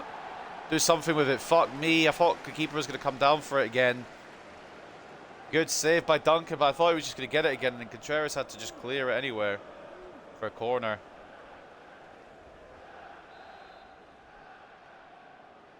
Nearly an equaliser for Bristol. Bishop wins the header, just about. Second block. You know what? This game could fucking suck itself.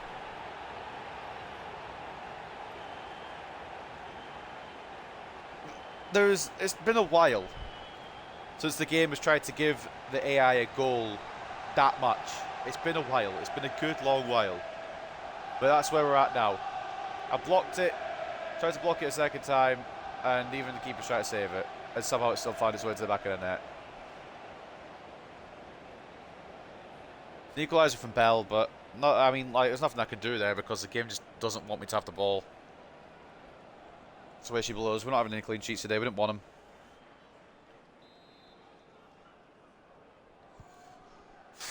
I thought, like, I'm going to need a bit more intel on what I can actually do there to defend that. That's what I mean. I don't want to switch difficulty up because defending's going to be more difficult, and I can't even do this level of defending. Bishop's gone all the way through here.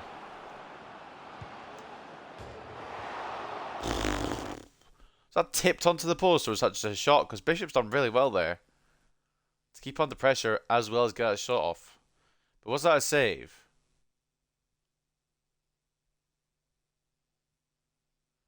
I can't really tell, you know. Does that come off a keeper's fingers? Is it an incredible save? I think it does, kinda. I mean, it doesn't quite look like it, but that's a hell of a save, to be honest. And Bishop's put a good effort in there. Nearly immediately puts back into the lead. Contreras outstrengths Scott. We get the ball back. Oh, fucking, it's those passes that just don't work sometimes. I don't know why. And now I've got Billy Ball out of position. I'm going to lose my mind today. I didn't want to stream. I thought, fuck it, it's been 4 days, I bet I had.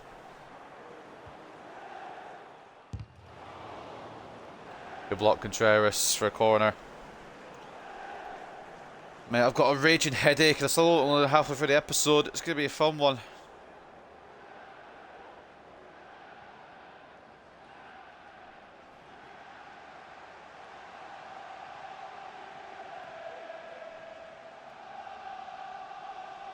Corner anyway. Scott to deliver.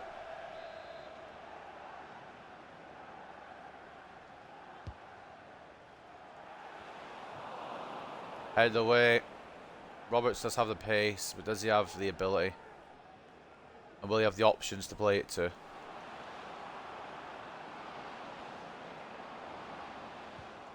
Option entering. Carpenter! Just wide.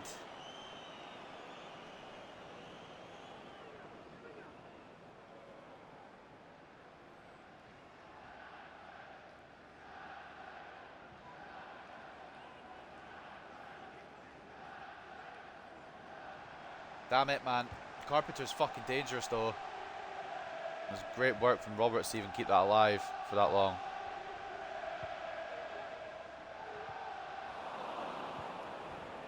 You can feel the difference in the midfield when there's no Diop. Like, Cochrane's alright in that situation, but Diop just hits different there.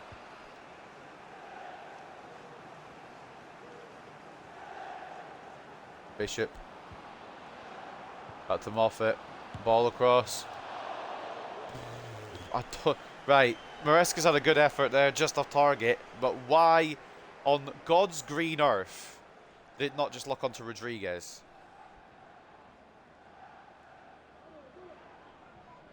Attempted to take lead before the break, but it's not easy. The ball could lock on someone who probably does score that rather than someone who doesn't score it 10 out of 10. Maresca coming close though. Cochrane, Bishop. He's been at work on this left-hand side today. We'll take a throw in as well for Wilson. Carpenter. Maresca. Great tackle by Williams, and Bristol City bring it away.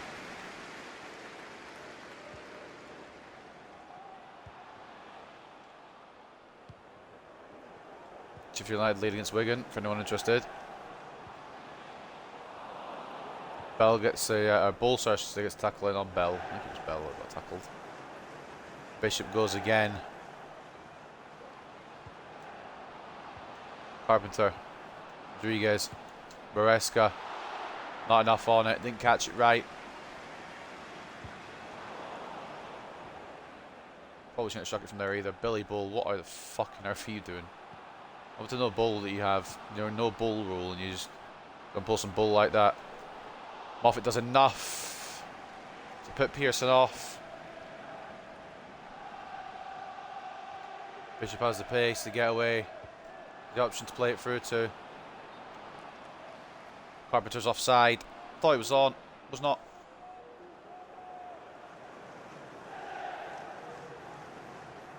Just offside from Luca Carpenter.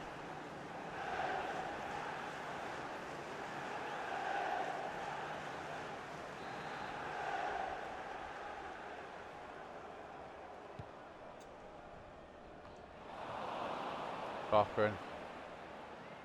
Carpenter. We've got one more chance probably before the half. Bishop. Unlucky. He's been electric today. Creatively sound, but we just haven't been able to find a leading goal yet.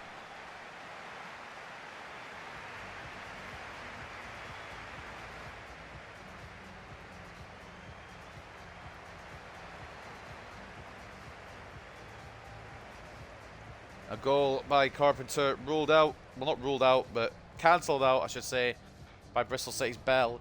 A bit of a lucky goal from the home side, but it's gotten back into the game. At half-time, it is 1-1. Not really what you want, but it's what we've got. 1-0 to Crystal Palace over Hull. 1-0 to Swansea over Rotherham. 1-0 to Sheffield United over Wigan. 1-1 between Burnley and Preston. 1-0 to Nottingham Forest over Norwich as well. And the Ashton Gate is 1-1 between Bristol City and Hartlepool. 63 at 37 in terms of possession, 8 shots to 5, 1.6 expected goals to 1.2. Shot accuracy, I think it's 3 on target each for both teams. We've got a lot of wild efforts in this one.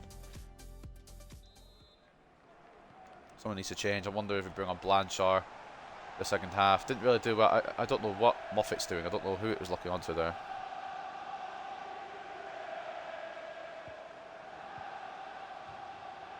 Moffat tackles it back. I was wanting just to get it out to fucking Bishop, but apparently that was too difficult to do a simple pass. Well, it's FIFA 23, I should have known. Bull loses out the header, but it's held well by Duncan. Gomez to Roberts. Rodriguez is making a very good run. Into Carpenter. One more. If I can make it one more onto Bishop, but not to be. Gibson, ahead of Contreras. Shot in, dropped by Duncan, but Moffat. Gibson did really well with a 6'6" Mexican centre back on his fucking face there. Give him credit, but it didn't go in for Bristol City, thankfully for us. Roberts. Crossfield diag towards Bishop. Not quite gone to plan, which is okay. Not everything goes to plan.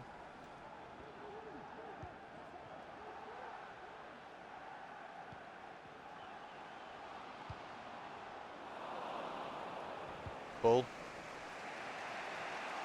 Carpenter. Bishop again. He's cutting in. He's been caught. Not quite the same technique as a certain man that I would love to have back in his team, but Bishop's had a really good day today, so I'm not going to slate him too much. We do have a centre back in that position because the game didn't want me to have him in position. Closed down by Billy Bull. We'll get it away. Fucking hell, impressing me, man. I wanted power on that pass, but I guess we ain't getting what we want all the time. Gomez has got room now. And Rodriguez is on. I was meant to flick onto Carpenter, but not in that kind of direction. Rodriguez has been a bit stinky boo-boo today, I can't lie.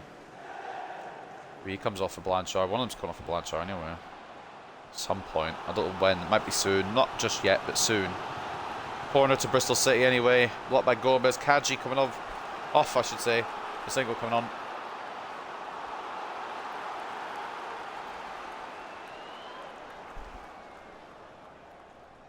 Plenty of opportunities, just not been able to find the finishes today, boys. What's going on? Top scoring team by a long way, and we couldn't clear that, but Duncan equal to it, thankfully. Can't clear that either. Cochrane gets the winners there. Maresca. Now Carpenter. Caught by Wilson. Bristol City had more of the chances today. We had similar amount of shots, but Bristol have worked our keeper more than we've worked theirs. Blocked by Bull, but it's offside anyway. We'll make a change now. So I was going to wait a little bit longer, but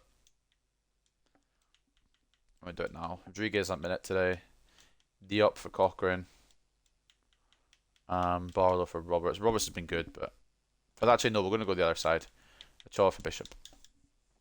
Bishop's been good as well, but I think one of the wingers needs to switch. I think I'd rather have Ochoa be on than Barlow, to be honest. We might bring on Barlow in a little bit, but for now, that's a change. Those are the changes.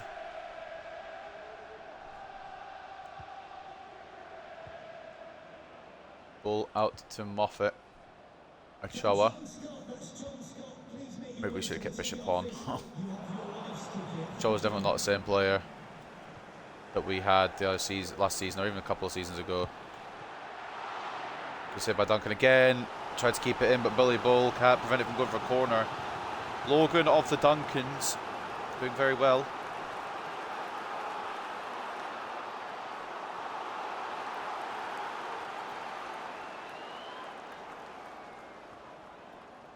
Bull in the middle.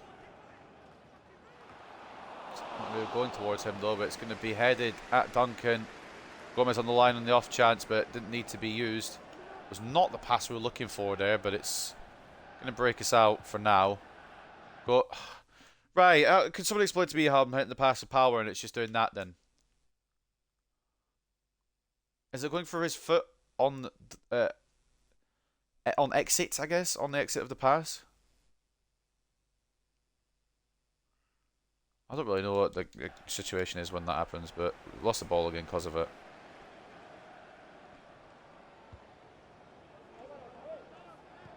Try to press him to get the ball back, and it's not worked yet. Carpenter does win it back though. Diop. Maresca. Out to Roberts. Carpenter. Oh, Perez, I think, was one of their players, one of the ones we were looking at. I just want the ball when I get the ball, you know? Oh, I fucked it. Good save by Duncan again, but my god, I fuck it there, big style. Messed it up. Huge. Substitution, Bell and Buxa. The swaps on that side. I was going to bring on Barlow, but if we do get to counter off this, Roberts is a huge pace man if we can get the counter going. I've aimed it for Roberts, but it's gone to Maresca. Okay, I don't really know what to tell you anymore.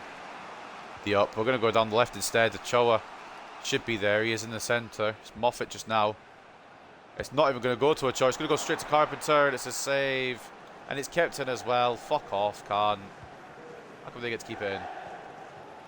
I've made Maresca out of the situation like an idiot, but Billy Bull takes no bull, as we know. Roberts, Blanchard. To Maresca. Back into Blanchard, but he turns like an absolute idiot. Closed down by Contreras. Maresca. Try to launch out to Ochoa. Blanchard. Carpenter. Turn. Can't shoot around Phillips. And it might be a point apiece here, boys. Or it might even be a win for Bristol.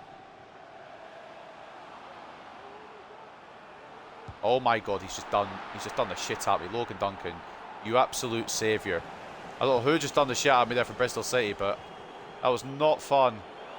Contreras. I think it was Pearson who did it, but Contreras clears it up. Ochoa. Man, I'm going to bring on Barlow. I don't think it's going to do anything, but I'm going to bring him on anyway with my own mindset.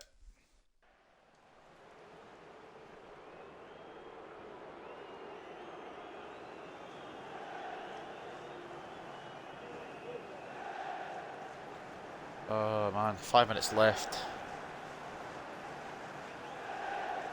Yup. Oh, actually, it still work. Please, please, please. You fucking. You've got so many people closing it down.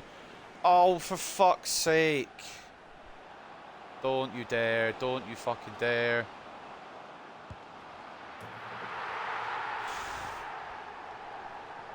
I just knew that was gonna happen. I hate this fucking video game.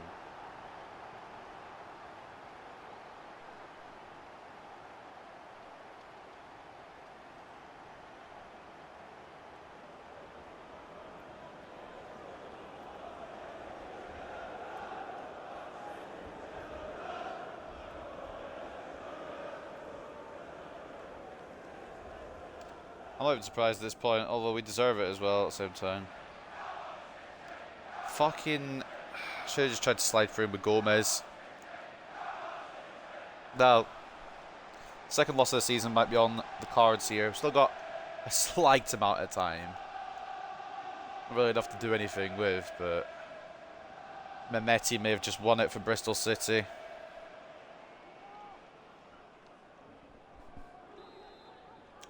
You know what? Sometimes it just be like that. I know it's about a time, only 3. Oh yeah, we're chasing the game, so we don't get as many.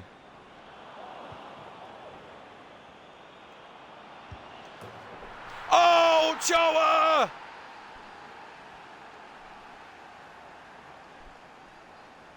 The man who wanted to move away. Oh, he might have just saved us from bullshit. Bristol City thought they had it, but I don't know who won the ball back. I think it was Maresca. Brilliant ball for Blanchard, who lifts it into the path of Ochoa. What a finish. I think this is his first goal since he was reintroduced to the team as well. Oh man, saves us from complete embarrassment at least. A point. We'll take it. If we can win the ball back, it might be on for a win here, but I doubt it. I think the clock's probably up. It wouldn't let me switch to Gomez to try and win it back, so it's where she goes, unfortunately. Oh my god, if they win it, I'm gonna cry. Good save by Duncan. Fucking hell, they're going for it, man. I don't want to lose it at the last fucking second. After that Ochoa equaliser, man. It's his first goal since he came back. And what an important point it would be.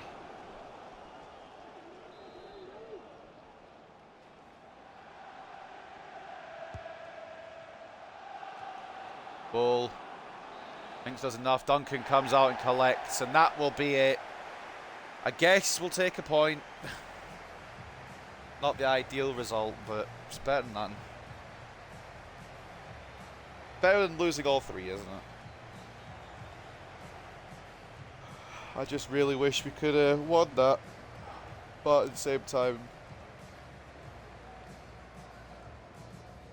you gotta expect this shit sometimes.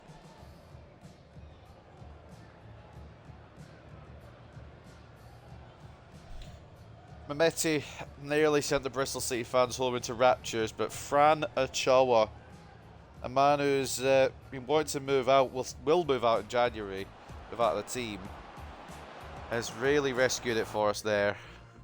A point, if nothing else. They deserved it, to be honest. We got lucky to get that point. 55 to 45 in terms of possession, 16 shots to 10, 3.3 expected goals to 2.7. Bristol City always seem to be a challenge. They were again today. So here's the moment where we thought we'd lost it. Mehmeti just given acres of space, a lot of time. I tried to catch up with Billy Bull, tried to catch up with Rafael Gomez. It didn't work, and it was a great finish.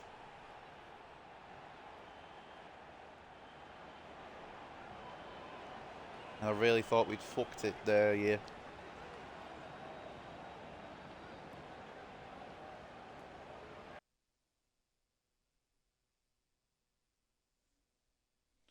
But thank God, Fran Ochoa.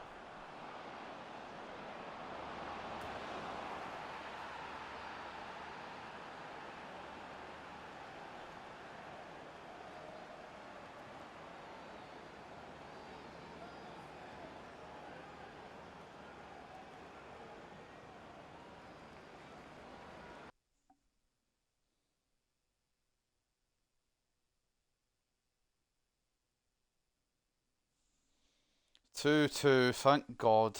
I would have cried. Although they would have deserved it if they'd beaten us, you know. Man of the match goes to Moffat. Gave it his all defensively, and he's always a fucking good player, man. 81 now as well, by the way.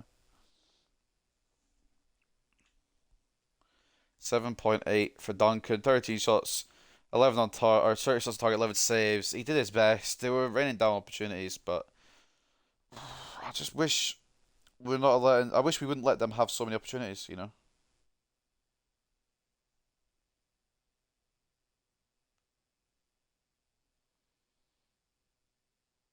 It does my head in sometimes. Assists for Bishop 7.4. Goals from Achawa, thank God, 7.4 for him. A Carpenter, a goal 7.1, and then Blanchard coming off the bench to assist and a 6.7. Rodriguez really upset me again today.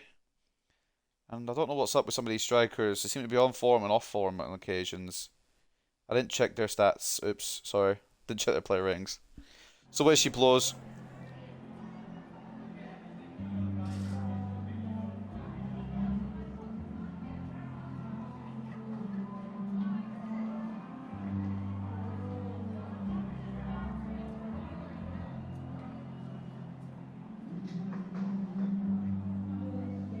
Be grateful to script a draw, and I would like to have won, to be honest, but one's better than zero.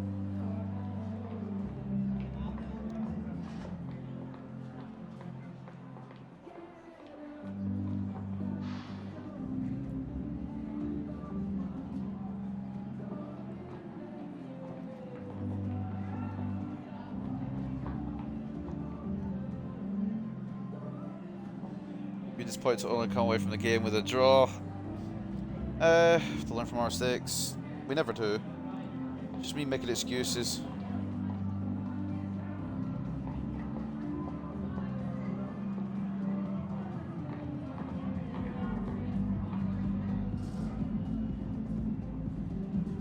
Bell wasn't really the problem. It was kind of more we were the problem. And Bell just took advantage of that. That fucking goal from them, the first one, was scrappy as fuck.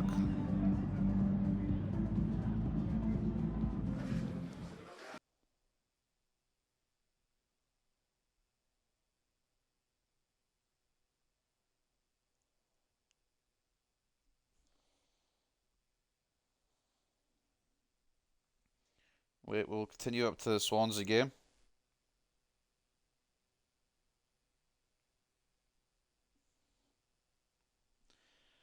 Before that, we've got an Armstrong offer. This is the goalkeeper we just called up from the youth academy, who I was wanting to try and get some minutes for away at a different club, and it's Ascoli that have come in to offer a loan deal for him. Loan to buy is what they've offered, but we're going to count it with a short-term loan just to the end of the season. Obviously, they'll probably go out on loan next year as well, but we'll just go to the end of the season for now. Manager rating continues to go down despite the fact that I'm top by quite a margin, which is definitely something. The gap has been closed to 7 points, though. Need to keep an eye on that. Still only lost once so far this season. 17 wins out of 22 so far as well, which is fucking fantastic. But Nottingham Forest have closed that gap because of that draw with Bristol City. And I don't know how the table looks now. Norwich, Burnley, Palace and West Brom in the playoff spots. Bristol City still at 18th. Peterborough finally won a game. Who'd they beat?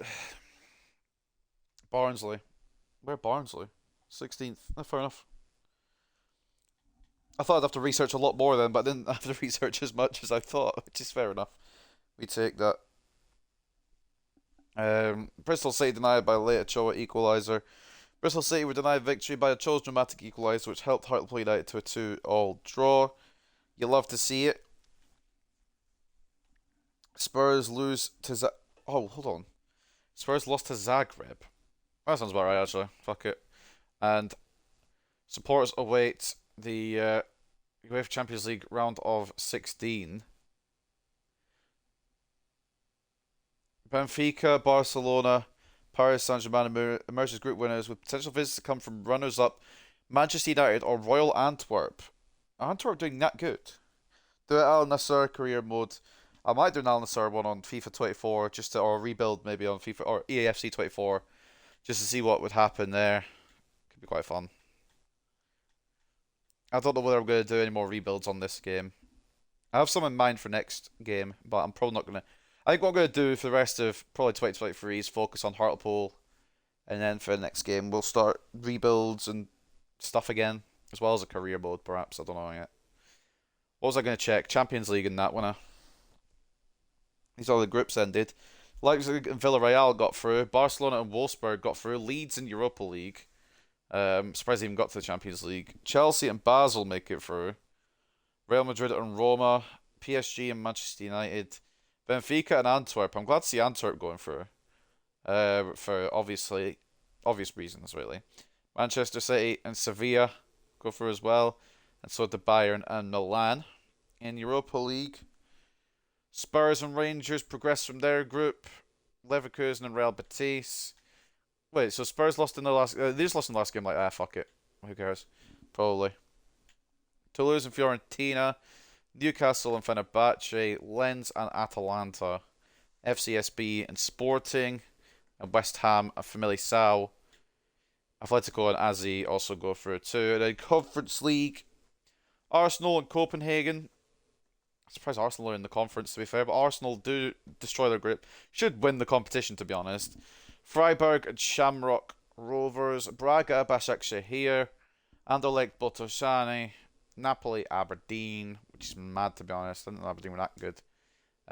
Stade Rennais, Trabzonspor, and Valencia, Sturm Graz. Oh, I keep reading to 7 groups, not 12. 8. Dundee United and PSV also make it through. Obviously, some of them will go into preliminary rounds, but I'm not going into all that bollocks because I don't care enough, as we're not in the European competitions yet. Bristol City, I think I read this already. Bristol City were denied by a Chilwell equaliser. Next step towards title for Hartlepool.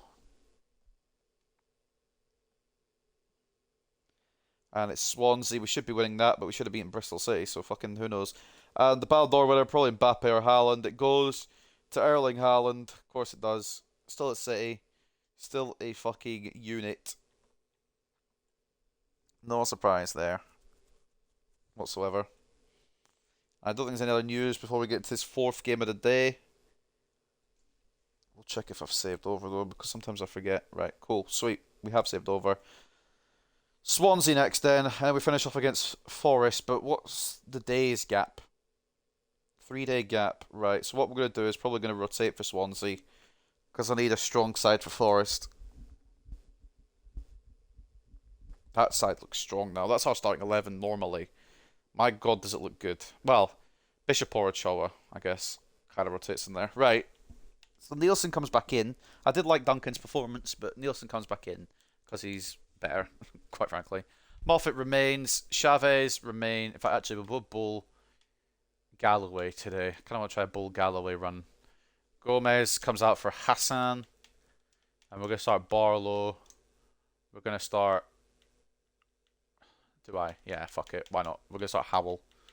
And we're actually going to start Blanchard alongside him because Rodriguez has stank up the gaff recently. But Rodriguez on the bench. Carpenter gets a full rest. Bishop swaps for Ojeda. But Ojeda sits, or Bishop's on the bench. And then Diop and Marino. Marino's not in the game in fucking time, so with Hobbs on the bench as well. So the team looks with Moffat captaining today. That's how we go against Swansea. Nielsen in between the sticks. Moffat captain and left back. Hassan right back. Bowl and Galloway the centre backs. Diop CDM / centre mid. Marino centre mid / cam. Ojeda off the left. Barlow off the right. Blanchard and Howell up top for whatever earthly reason. Just why not? Fuck it, innit, really. At Victoria Park then is Hartlepool United versus Swansea City. They're playing a 5-back. And some good team players in there. Let's turn it all on, fuck it. Good little gap at the moment at the top. 7 points clear. So for the 4th game today, it's Hartlepool versus Swansea. Let's get into it. How far are we into this stream? 2 hours. Sounds about right. We're sound about on course as a usual stream would.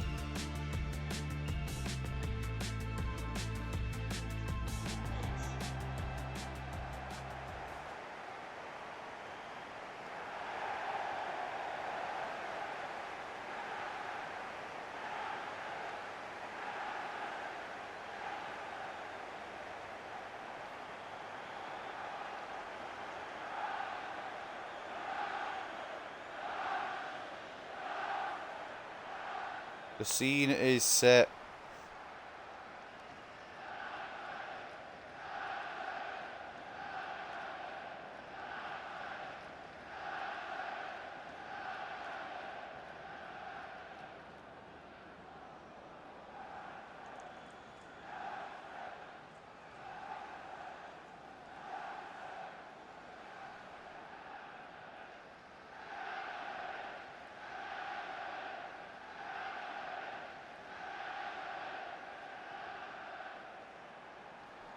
No, it's one of those where we should win.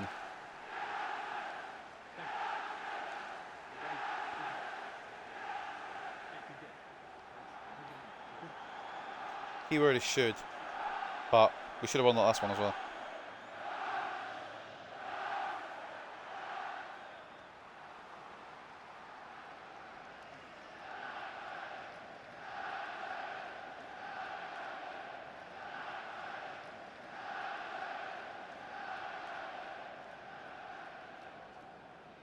Thank you. Enjoy the game.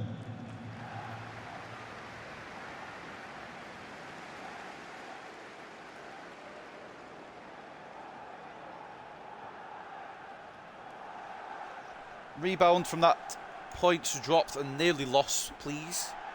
Without being idiots. I'd like that, but I mean, I'd like a lot of things, really. That would be ideal, if possible. Diop cuts it out initially. Immediately, I should say. And the pass is fucking poor because, for whatever reason, despite having very good passing stats, he can't pass. Good tackle by Bull. No bullshit from him. Hassan with a little bit of bullshit, but that's fine. For now, initially. Okay, it's not fine. Great save, Nielsen. Wouldn't let me switch to Galloway. It's a different matter entirely. We've gone through that matter over and over again. It's not... I just want to clear this up as well, because it might seem like I'm losing interest in the career mode. I'm not losing interest in the idea. I'm not losing interest in the team. I'm just losing interest in the game. I'm just kind of bored of gaming in general, not just this. Bored of playing Xbox, to be honest. I just want to get my fucking life going when that goes, not when it begins. Just irritating me a little bit, getting to my head.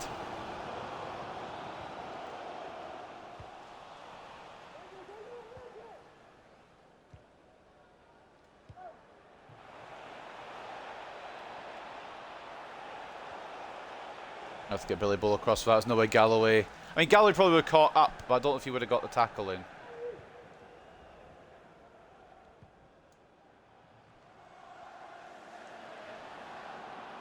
For a serious Premier League side next year, we can't be starting Ewan Galloway. I'm sorry. He's good, but he's not... He's been coasting on his fucking shit for a while now. He is good. Last year just showed that we did need better quality centre-backs, and it's worked for the majority. I think we're going to need to upgrade on the backups as well as the main ones if we're going to be serious Premier League team. I think we'll stay up, no problem, when we go up. It's just try to build on that immediately. I reckon we get a top half finish, you know. This team now, as good as it's going to be by the end of the season, I reckon we get a top half finish. Ajay tries to trick his way in, but can't. He tries to win it back. It comes off him for a goal kick.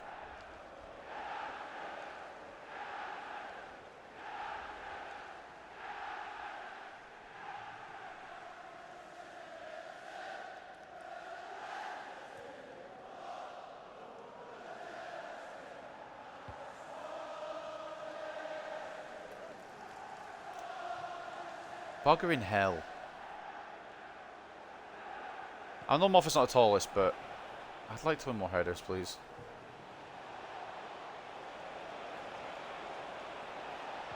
The right back department's obviously going to need some upgrades as well. Gomez I'd like to keep, but he'd probably just be the backup.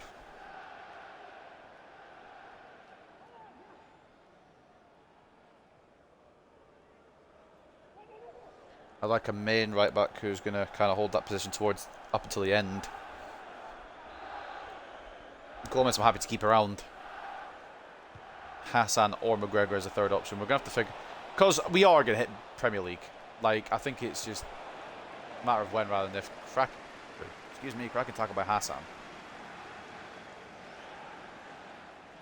So it's just going to be a matter of what we think we need to get rid of and what we can try and work something out with. There's a lot of players that I've got ideas for. We just leave it at that. Good save by Fisher. Blanchard on the weak foot though. Not ideal from that kind of side. It would have been nice to have Harry Howell take that on with his left. With Blanchard on the pitch, you know who's taking the corners. Just so he's not the one trying to fucking win him in the middle. Because my god, is he bad at winning them in the middle. Towards Billy Bull, it's away. Barlow can't win it. Moffat can't win it either, and it could be a counter-attack for Swansea if we're not careful. Don't know why, but I feel like we signed Cochrane from Swansea. I think he was a free agent, but it feels like he'd be like a Swansea type of player. That makes sense. I don't know how a Swansea type of player would be. Not Scottish, probably. He's Scottish and they're in Wales, but like, I just feel like he was the club we signed him from. I'm 95% sure he's a free agent, but something in the back of my head saying that we signed him from Swansea.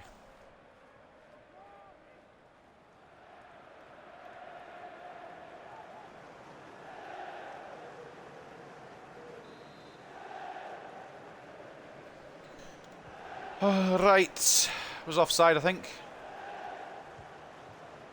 Well, I can't say I think when it was offside.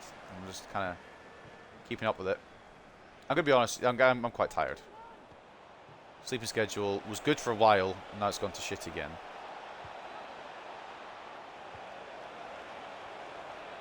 If truth be told.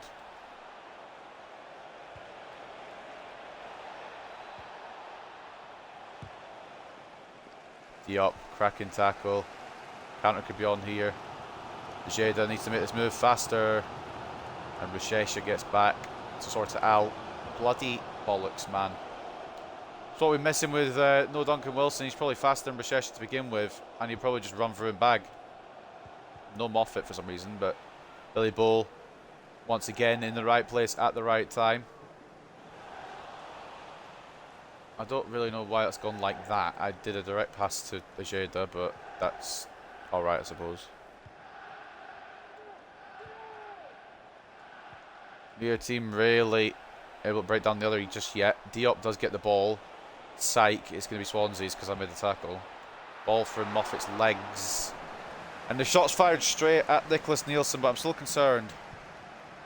Launched up the pitch. Can Blanchard lock onto that? Probably. Maybe. Well, I didn't lock him onto it, to be fair. Howell can't get the ball off to Barlow. I don't know why he couldn't, but he couldn't. Howell starting more than one game this season is probably a bad idea, but you gotta put the risk out there sometimes. No risk, no reward. And also, we need to stay fresh for Forest. That's an awful chance. Well, it's a good chance. It's an awful shot from said chance. Jada. Blanchard. Right, we're going to have to really fucking talk about this passing. I don't know if it's the game or if it's me, but I feel like I'm doing more with the ball than what the game is showing, if that makes sense. Fucking hell, Joseph split 9 miles over. Swansea are on us like Donkey Kong here, boys.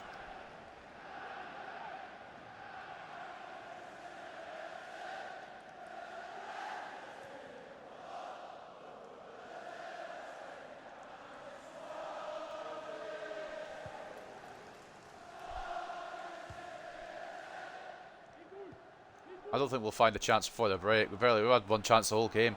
Oh my god. Ojeda. How was that fucking bounced away, cunt? That was just a frustration slide tackle, but for real though. Oh, he's just gone past Galloway with ease. Twice.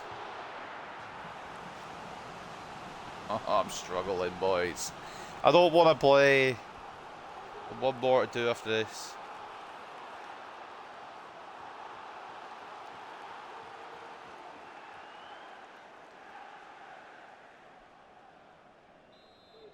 I just don't want to play this fucking game, man.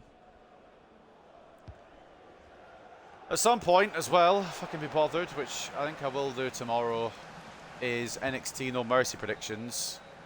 I've set them all up and everything, but we'll do them because they're always fun to play. But we are 0-0 at the break. Nothing really from us, more from them, if anything.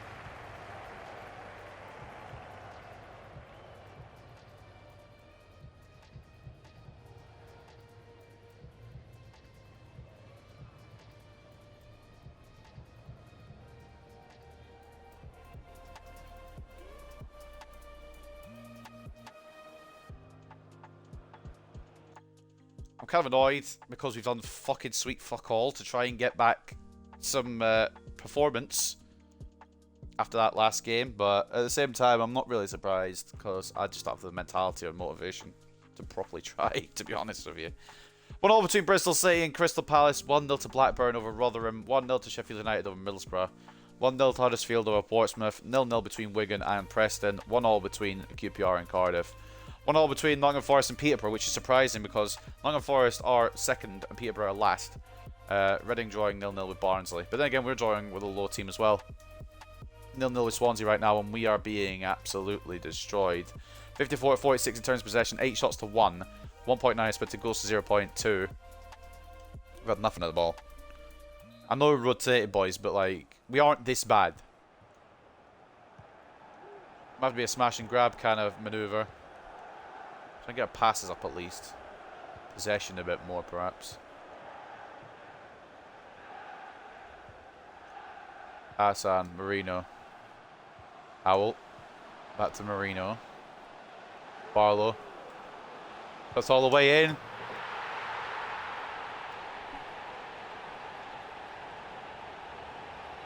Smash and grab. Jackson Barlow is pretty much Duncan Wilson, except off the right-hand side. At least I would like him to be. In this particular instance, he has shown that he's trying to be. It's a very good run, a fantastic finish, but he's no Duncan Wilson, but he's definitely a good player that I'd like to try and get the most out of. Third goal of the season in 12 appearances for Jackson Barlow. Like it if he had a little bit more, but he doesn't, and that's the way she blows, unfortunately.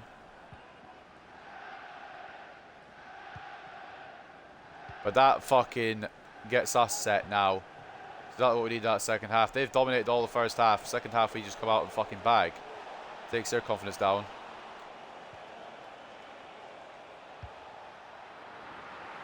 Gives their confidence up. Ball deflects it into the hands of Nicholas Nielsen. Moffat. Oh, you fucking... The only person I'm getting annoyed at is myself for trying that. Jesus, speaking of trying that, Forest hit a lead against Peterborough, but we've hit... Oh, they've hit the crossbar against us. We've got a lead here, to be fair, against Swansea, but my God.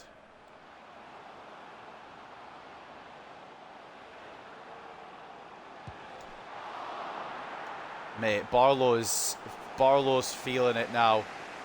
He's off the mark in this game and he's feeling it now. Ojeda, Howell, tried to knock it to Blanchard, but just that extra touch. Diop, good read, mate. I love this kid. Marino, oh, I don't love this kid. Moffat's got a knock, what?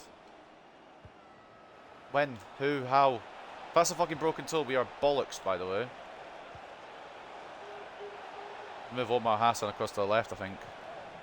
And McGregor back up. Gomez again.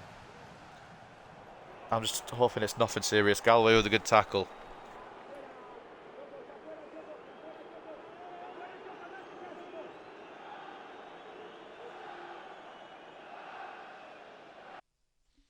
Bear me, guys.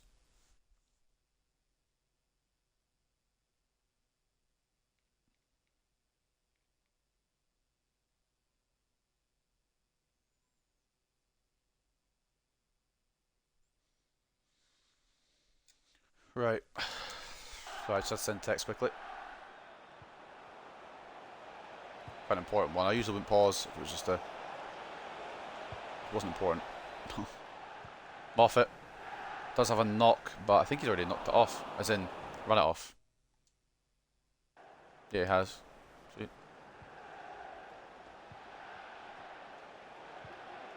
I've been that serious then. Moffat wins it back as well. This is going to be a fucking smash and grab of epic proportions, isn't it? Moffat, Blanchard, Marino.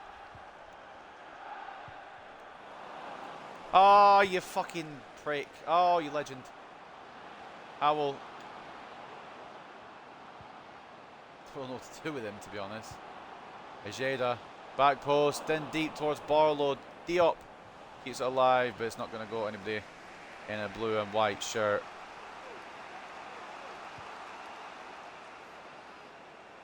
And now Hassan's got to try and catch up to Limperl. He does initially. Galloway and Hassan with a team effort. I don't know if it's a corner or a goal kick, but I do know is we're going to make changes as well.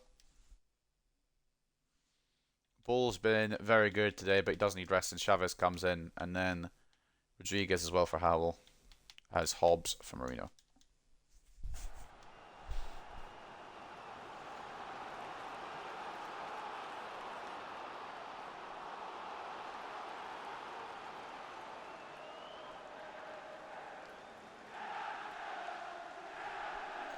Rodriguez, Chavez and Hobbs for Howell, Bull and Marino. Maybe a bit more firepower off the bench.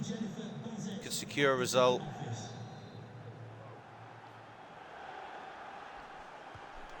Corner to Swansea though. Good tackle by Bobby Hobbs. Second tackle by Hobbs as well. So doesn't get him the ball, interestingly enough. It's shot straight at Nielsen. Moffat. Ojeda.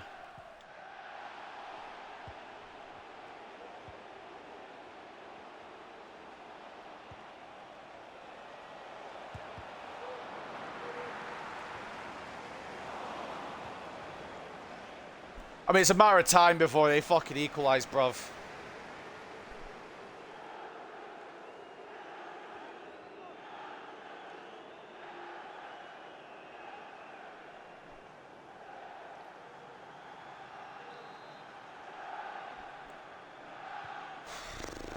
We have been riding our luck from minute one. Somehow got a goal to talk about. Jackson Barlow with a moment of magic. Blanchard could knock it over to Rodriguez for a second, perhaps. Great save from Fisher. It's a bit of a clash. If I would have gone against me, despite me being on the floor, right, bet. Moffat, great interception again. This fucking kid, man. It's going to be hard to bring Sutherland back when Moffat's been so consistent. Blanchard! What an awful shot.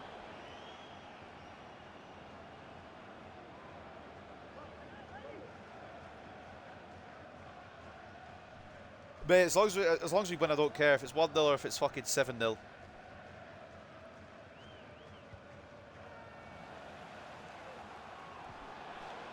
Oh, Rodriguez, I didn't notice he'd given it away to me. I was, again, not paying attention. I should have been. Apologies.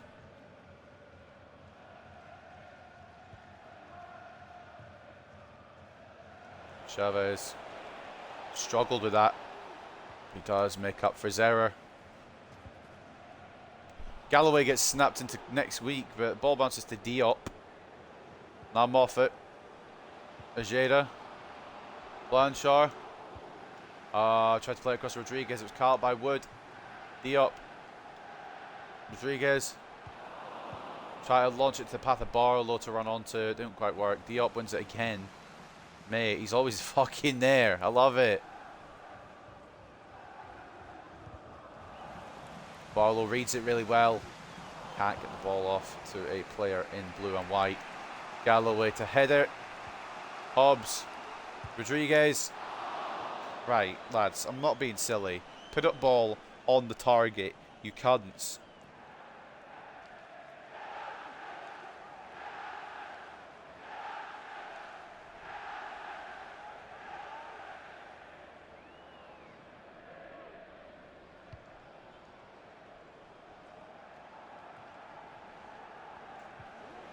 We've got fucking 3 minutes to see us out, boys. Let's do it. A lot of work here defensively, especially this man, Douglas Moffat. He's at it again. He's at it again. Limperle. Get through.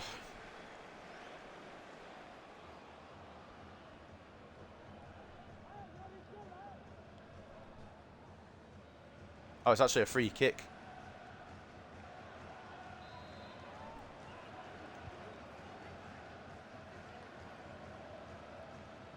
Chavez runs straight into trouble, which is not what I intended. I kind of hoped there were an option to play it off to them. But nobody seems to want to be coming close enough to be that option. Moffat, good block again. It's 4 minutes of added time here at Victoria Park.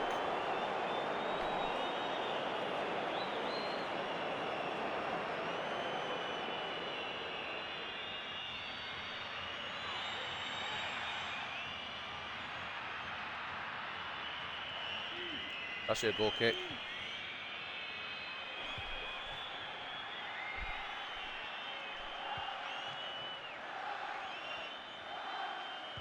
Ojeda. Rodriguez.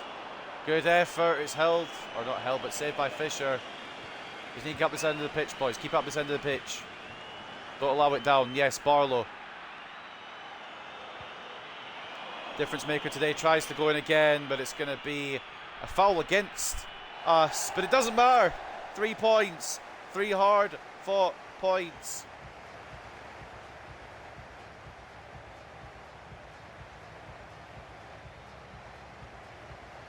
God.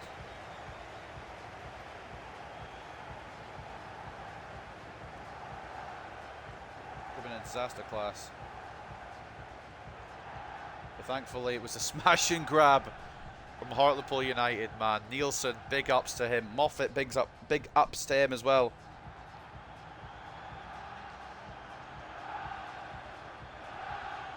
It could have gone wrong.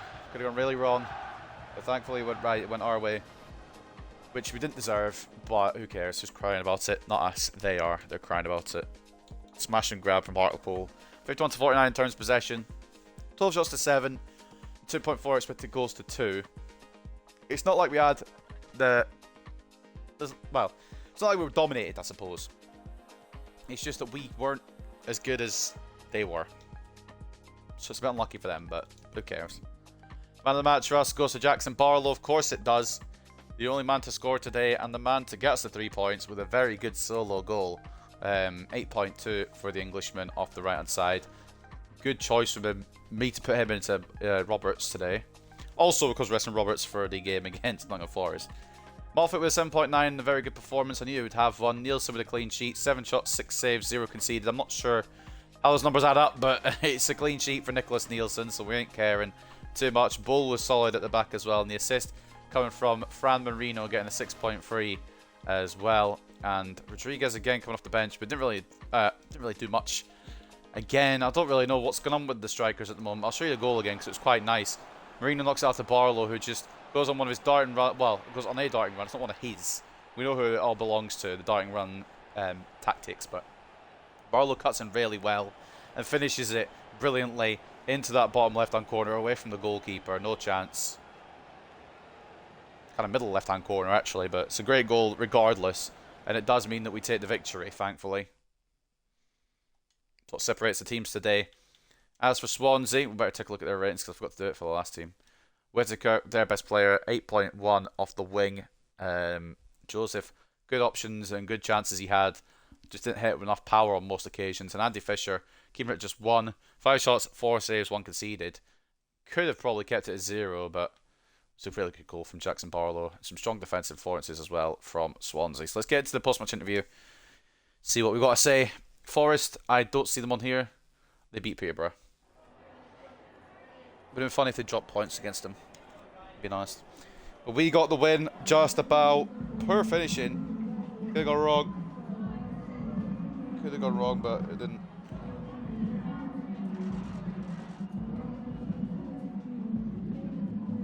You covered it, you could avoid defeat again. I'm obsessed with the run, to be honest.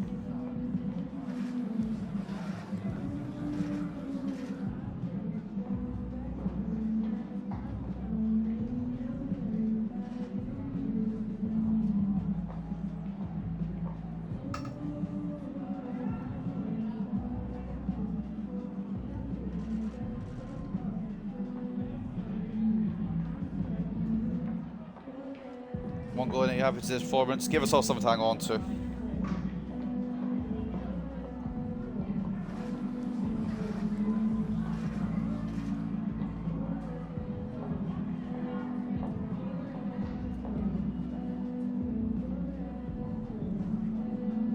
more difficult than what I expected. I mean, yeah, we had the chances, we just couldn't finish our dinner.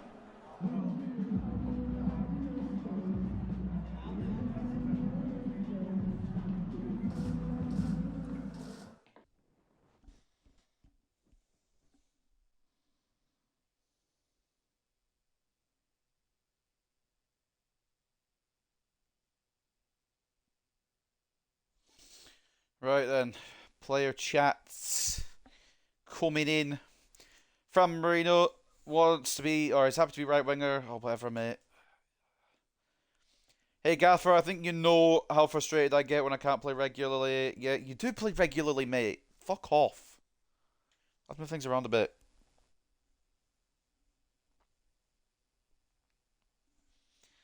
These players that say, "Oh, I don't know if I play regular," well, I said these players. There's literally been two that have complained so far. It's Cochrane and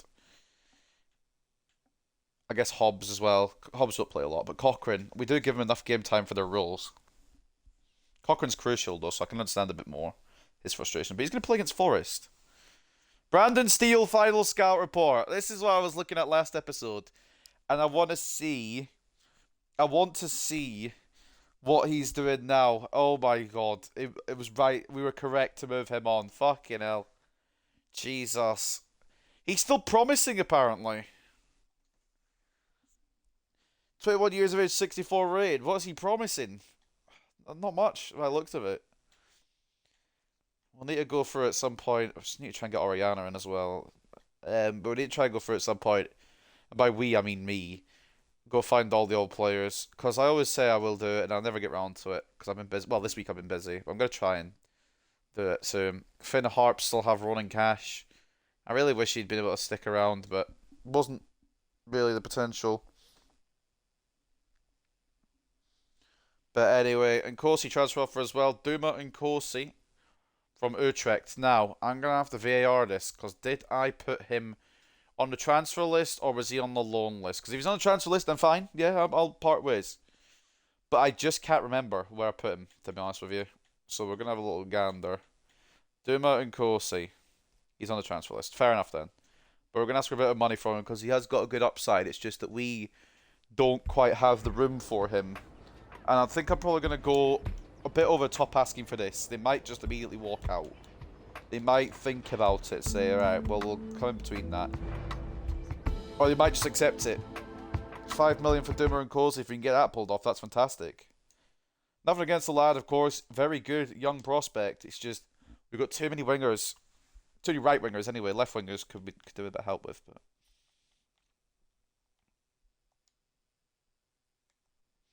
anyway, take a look at the chat then. Galloway wants to play against Forest. How do I say no? How do I say absolutely not, mate? Or do I just do it? The only reason I played him there was so he'd be tired and not ask for a game, but apparently he wants one.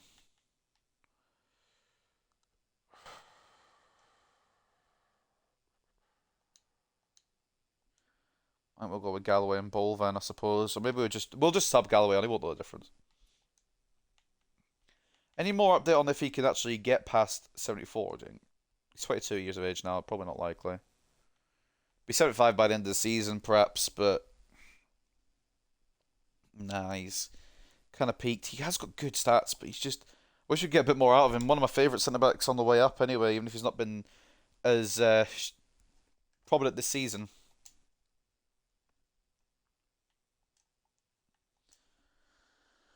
Alas, I can't keep using someone who probably isn't good enough at the moment. But we'll keep him in mind. We'll probably sub him on if he wants to be subbed on, I guess. I don't know. He's second place in the league. We probably won't. Take a look down at the table. This is the halfway point now. So if you double the points, this is what everyone will finish on. We'll finish on 116, which is not going to happen, is it? I'll just be happy to break 100, to be honest.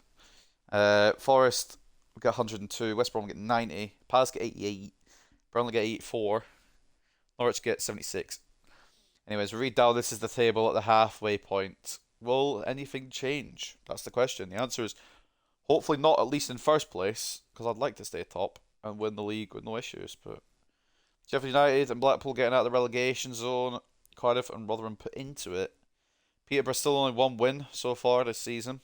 Probably a team that surefire go down already.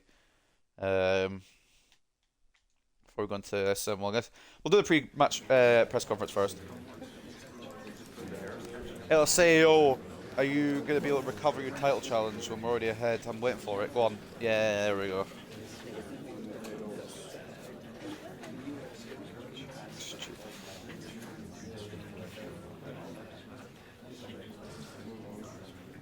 Plenty of games left.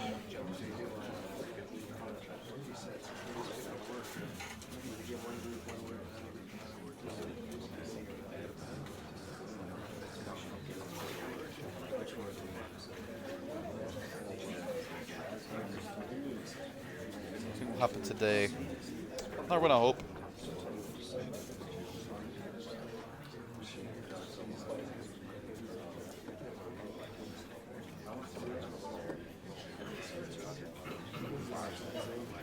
We only just squeezed past, but it was a second string side, to be fair. Preparing for this game against the forest, against the trees. Another one over them probably seals us the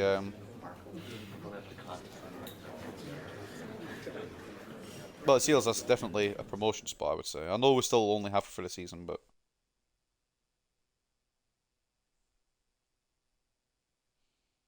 ultimately, alright, we should win this, and I hope we do.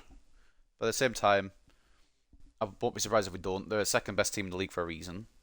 They've got a very good striker in Enrique. We beat them last time around, but I can't remember the score. I think it was close. 1-0. So let's try and beat them again.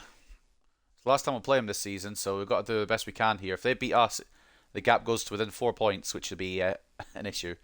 Hartlepool keep clean sheet against Swansea. A solid display from Hartlepool United's defence saw Shabalala's men keep a clean sheet against Swansea and claim a 1-0 victory. Champions League round of 16 draw. Manchester City. So those are the teams against each other in the round of 16. Basel versus Bayern. Antwerp versus Barcelona. That's a good run for you, lads. Sevilla versus Leipzig. Wolfsburg versus Real Madrid. Manchester United versus Benfica. Villarreal versus Chelsea. Roma versus PSG. And then Milan versus Man City. There you go. Team of the week. We got nobody in there. Oh no, we do. Jackson Barlow makes it to the team of the week. But it's showing Callum Robinson for some reason. And then club news, nothing. Breaking news, nothing.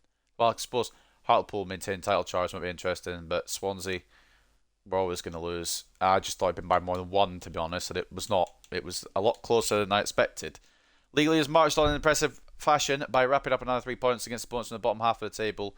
Swansea City were never really in contention in this game, and Hartlepool United continue their run at the top of the table. Right. Final game of today's episode then comes up against second place Nottingham Forest. It's a first versus second battle. We are still 7 points clear, but a win from the home side would put them up to 4 points behind us. They're starting Jean-Paul Sarr as well, coming up against his former club. What's up, Jean-Paul? Welcome back, mate. Hate to have to do this to you, kind of thing, you know? So we're actually going to risk it. Fuck it. We're going to start Bishop off the left. It's a risk, but fuck it. You know what? Fuck it. Anyway, ladies and gentlemen, let's get into this then. This is our team for the final game of today's episode. We've got Nielsen in between the sticks, Moffat and Gomez as the fullbacks, Chavez and Bull as the centre backs, Diop CDM / centre mid, Cochrane centre mid / cam. Off the left, we're going with Thomas Bishop. It's a risk, but risk no reward in it, kind of thing. Roberts off the right with Blanchard and Rodriguez up top. Rodriguez captaining inside. I want to keep Barlow on there as well, just in case we need a bit of magic like last episode, or last game I should say. It's only 4 pace difference between Barlow and Roberts as well. I didn't realise it was that close, if I'm being 100% transparent with you. But anyway, ladies and gentlemen, let's get into this then. The final game of episode. No other goal news matters. We're turning it all off for a change. The final game of today's episode is Nottingham Forest versus Hartlepool. First versus second at the City Ground. Just for the record, just to clarify, we are the first, they are the second, in case confusion was given.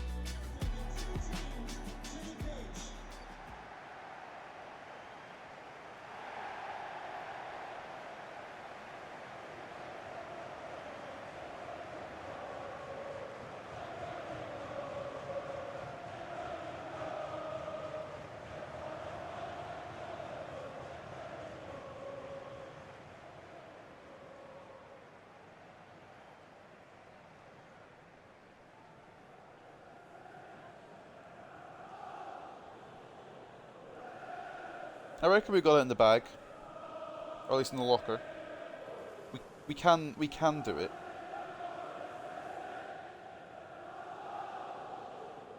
Whether we're able to.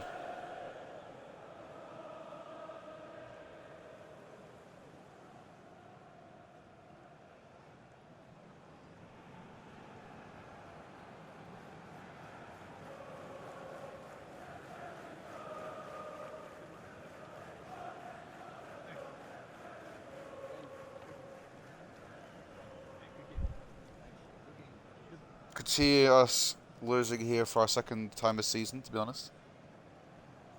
But I just said we had it in the bag, so I've got to stick with my guns now.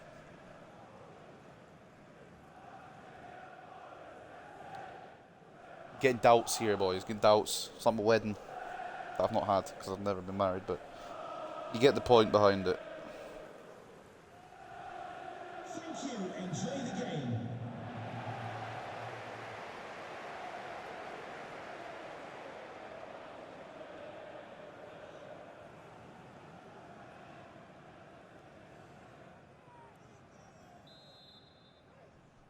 We're on the way at the City Ground. John Paul Sarr kicks off the proceedings. Welcome back. I say welcome back. It's actually the Forest Stadium. Welcome, Jean Paul Sarr. We're going to snap you, mate. We're in a lot better position than we were when we had you. Wish we didn't have to sell you, but there was obviously always going to be a potential limit.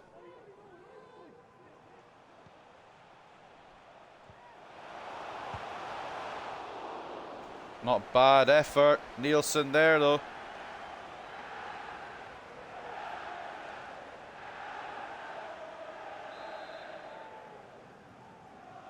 Could have gone incorrect. Ball in. Blocked by Bishop. Diop gets it gone. Forest have the early going of this matchup.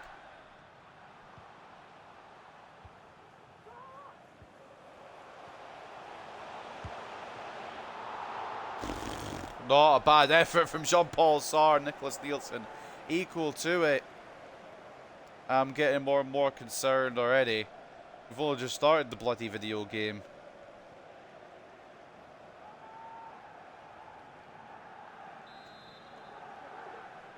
Corner to Forest. It'll be swung in. It's going to be played short by Luis Enrique. Blanchard wins the header away. So he can defensively header, but not offensively header. Got it. Roberts. He's got all the room in the world. He's got all the chance in the world. He's hit it too heavy, and Pacheco thought I had it there. I had more time, but Pacheco does really well. Really brave to come up to that. Billy Bull out jumps Jean-Paul Sarr. Cochrane. There's always a bit of respect between Cochrane and Hartlepool. There's always a bit of respect for us, to him for what he done for us in a couple of seasons that he had with us. We'll always respect him. But we knew we had to upgrade on him, unfortunately, mate. Did really like him as well. Fun player. Wasn't always the goal scoring type, but very fun to use. Roberts. Rodriguez. Ah, good close down by McKenna. It's going to be a very scrappy affair again, I think. There might be a one-goal separation here. Chavez closes down Enrique. Might be just a matter of a singular goal. Rodriguez. It might be Malik's Diop. Malik's Diop. He has scored, but the flag's up, so. Malik Diop's goal rolled out.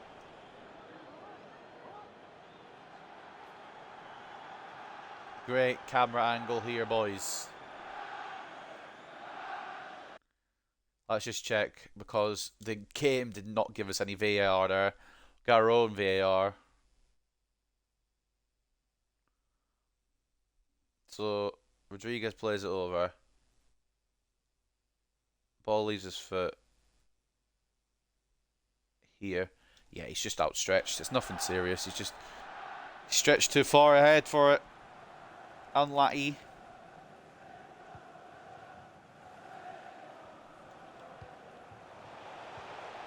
Ball through. Can we close down, perhaps? Has that a hope more than expectation? Please close it down, lads. Good header away by Chavez. It's not great control by Cochrane, no! Renee Adelaide think that's his name. Could be incorrect on that. Oh, Ryan Adelaide. Ryan Adelaide. Either way, it's a very good reaction save from Nicholas Nielsen. Now we're going to go up the other side of the pitch. Rodriguez in towards Blanchard. Won't get there before Pacheco, though. Keeper's coming out a lot. We're going to have to take advantage of that if we can. Chavez, Cochran, Rodriguez. That's not quite the ball we wanted, but it could work out. Ethan Roberts, Blanchard. It does work out. Very, very lucky. But that might be the fucking bit of luck we needed, man.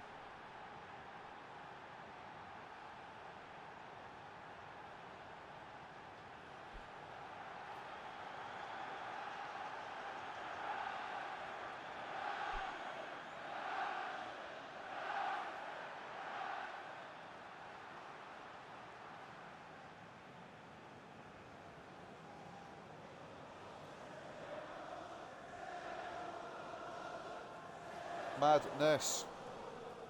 Blanchard comes up when we need him most. That's a bit of a stinky episode, this episode.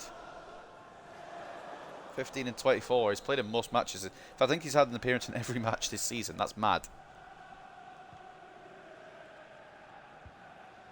And 15 goals to show for it, which is very good, don't get me wrong, but a bit of a dry spell today, unfortunately. We'll just build it from the back. We'll just build it from the back. Chavez. Moffat. Christ. Not the ball we required there. Oh, bollocks and mouth.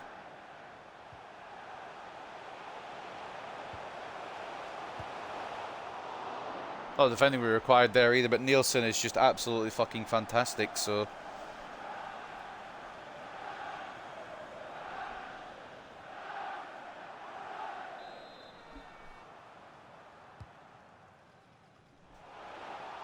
Ball saved by Nielsen.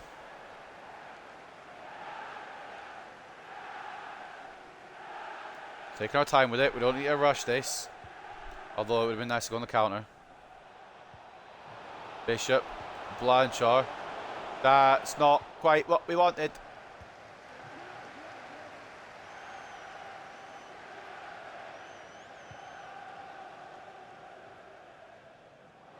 Ball into the hands of Mr. Nicholas Nielsen.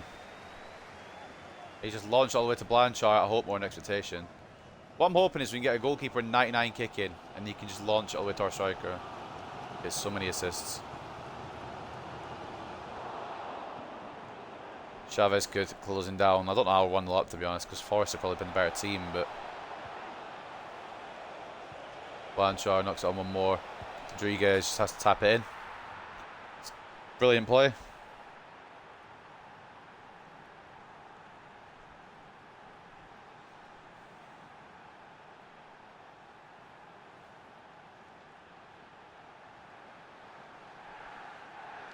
We just left Rodriguez in so much open space and he just doesn't have to rush anything there.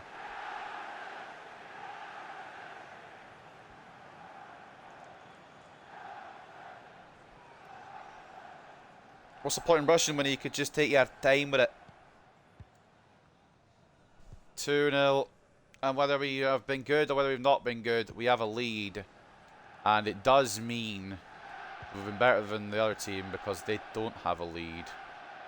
So therefore, I'll just tell you, Sar's been fouled there. By Chavez.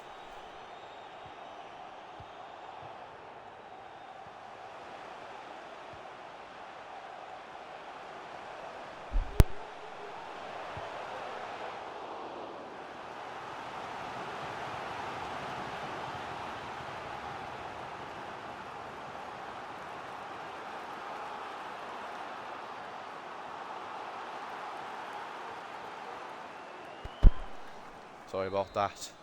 Parents talking to me. Ball short. Closed down by Cochran. Again, it's another one where I'd like to keep a clean sheet because it would do the objective, but I know we won't because it's not in the Forest. So. And also, Bishop just wouldn't control the ball there. I say it's been a risk for him, and he's not really giving me much reward, but he hasn't really had much of the ball to do anything with, to be fair, so... Off target that time by Jean-Paul Sarr. He's not happy with himself against his former club. Just not very good.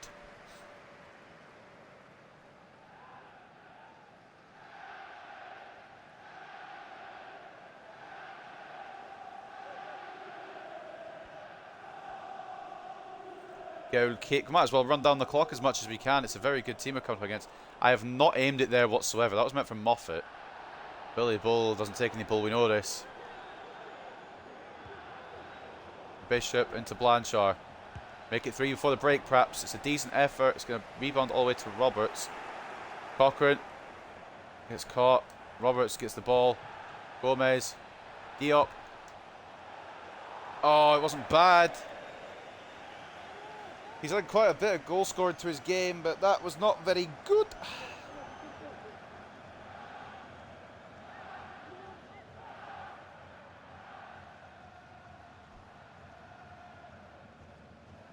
Two to up though at the break, potentially. We'll take that.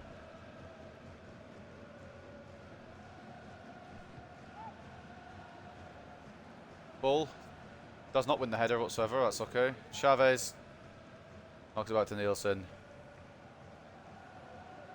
Oh, it's 3 minutes. I was just kind of gonna. I was gonna run down the clock again. Oh fuck me. I was just gonna run down the clock before the break, to be honest with you, but didn't realize it was 3 minutes. I'm now intrigued as to where those 3 minutes have occurred from. Right, yeah, I deserve that.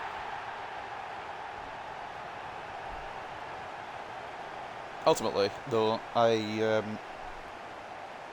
don't know where my defensive options were to pass there, because they weren't there, and I'm wondering why. Nielsen should save that as well, but to be fair, it's probably just karma.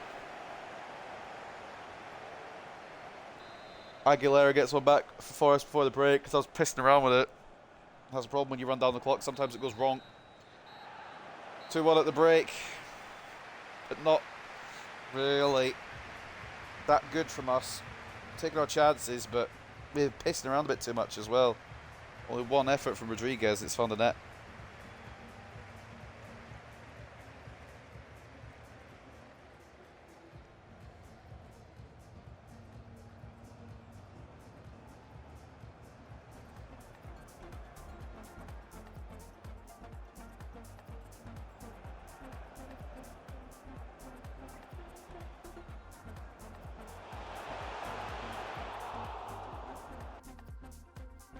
Mate, we did fuck it a little bit there twice in the half, didn't we? Anyway, 1-0 to Preston over Bristol City, 2-0 to Norwich over Sheffield United, 1-0 to Burnley over Rotherham, and 1-0 to Middlesbrough over Blackpool.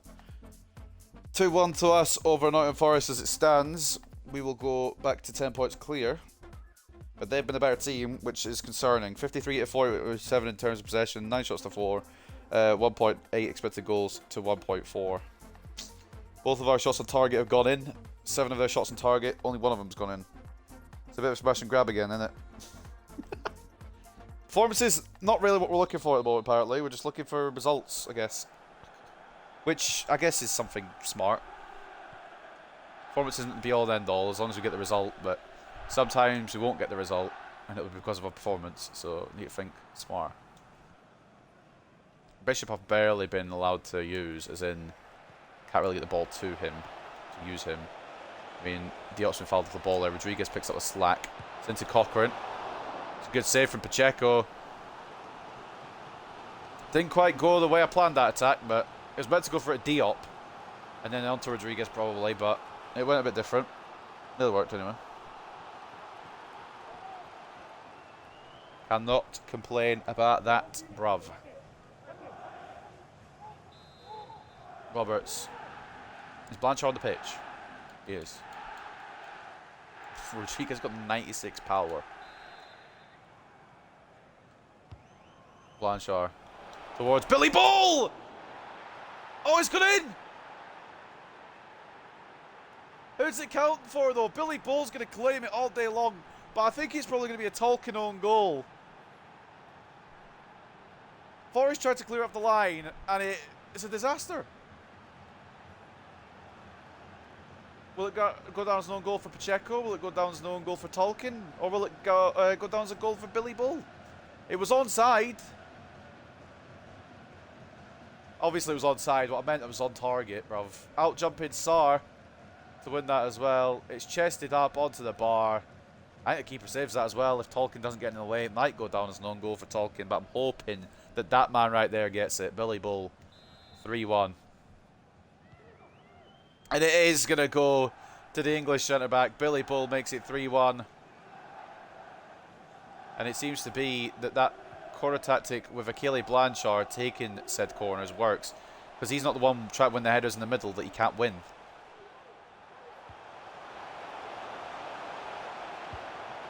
Diop should be covering. How many rebounds do you want to give him? Do you have interest? Any more rebounds you want to give him? Fuck me, Chavez wins the header over Brian. We'll get it away, but how many rebounds, boys? How many rebounds? Rodriguez out to Cochrane. I mean, realistically, our finishing's been good today, but also their goalkeeper's been shite because Diop, ball's behind him and it's worked out by Forrest. Diop could get a chance on there. Off into Rodriguez. Try and one. Pacheco saves for a corner. We've woken up the second half.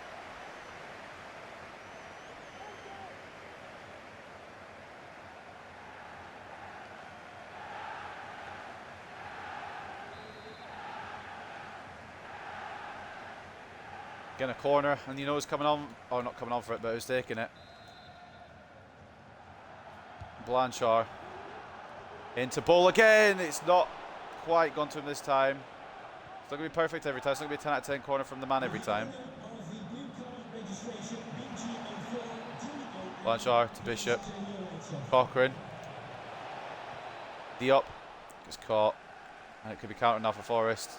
That's an awful touch from Sutteridge, so Chavez can clean it up. Gomez. Rodriguez, is he on? He is. Tries to play it across the Blanchard. Maybe he should have shot. I think Blanchard and Rodriguez now on the same amount of goals. Rodriguez has done it in 5 less games or whatever.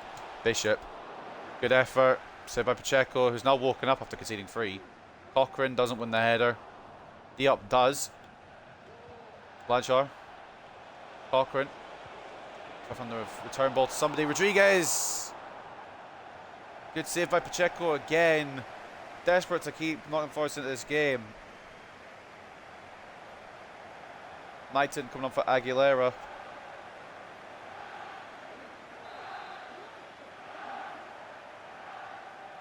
Corner again. I'm going to have to just change this in the main menu, I think, because I'm sick of having to do it on here.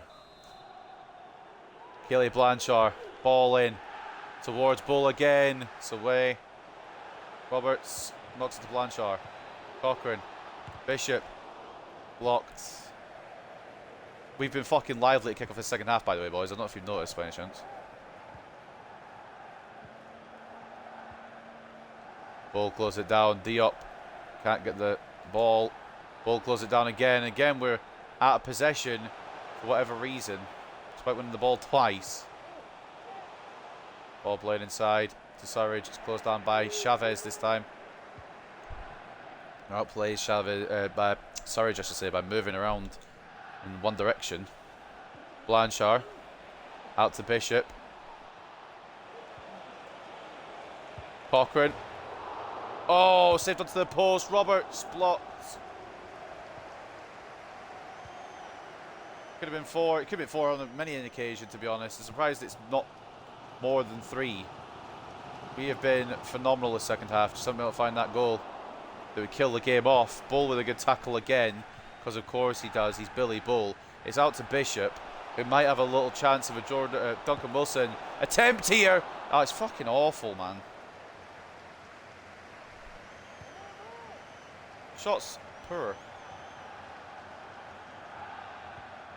I'm going to bring on Choa soon, or bring on somebody soon, because not many changes yet. With 15 minutes from time, we're going to move it about a bit. We'll leave the defenders, because what's the point if they ain't able to fix it.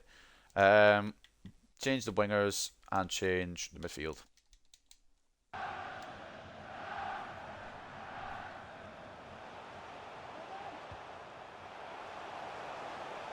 Enrique. Closed down, but it's one back immediately. Ball gets in the way and Ball gets it clear. He's so fucking good. No bullshit from Billy Bull. Diop.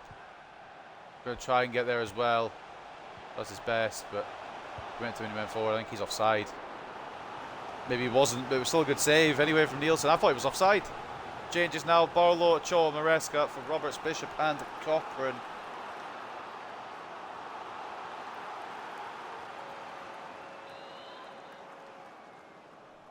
Corner at Forest.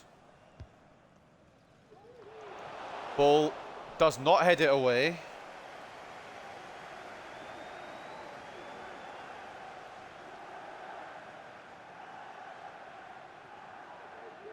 Another corner at Forest, who still could get back into this with 10 minutes remaining. I hope they don't, but they could.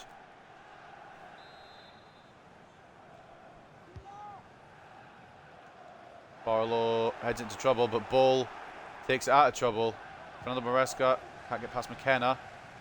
Ball does come back to the Spaniard, but was out to Tolkien. Made the mistake for the third goal.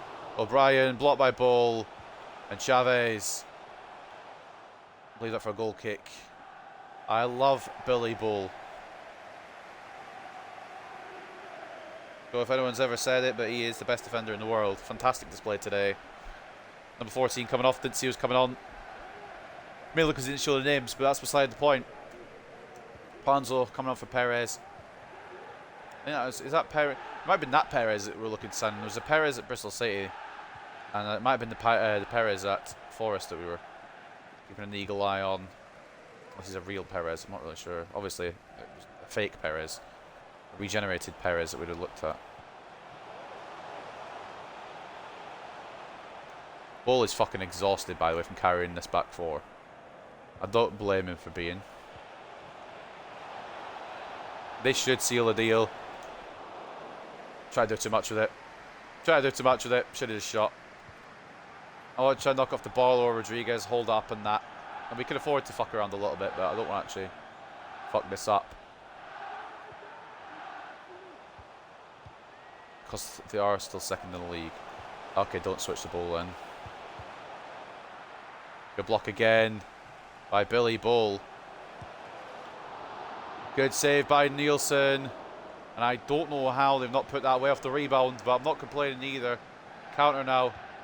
Ochoa, awful touch. Maybe not counter now. The idea was the counter, but it didn't come to fruition. Moffat, good tackle. Chavez gets it to Ochoa. Rodriguez. That was from Moffat, but we'll ignore the fact that that was from Moffat because obviously Blanchard was the more difficult option, so we had to do that. But the game's over anyway. Who cares? 3-1 win over Nottingham Forest. Big win. 10 points clear.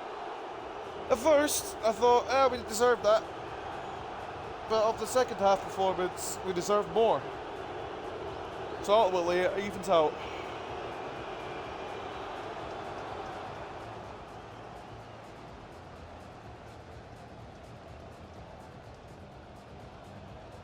Victory. I forgot to bring on Galloway. He won't hopefully be too upset, but too fair, it's not in Forest, so.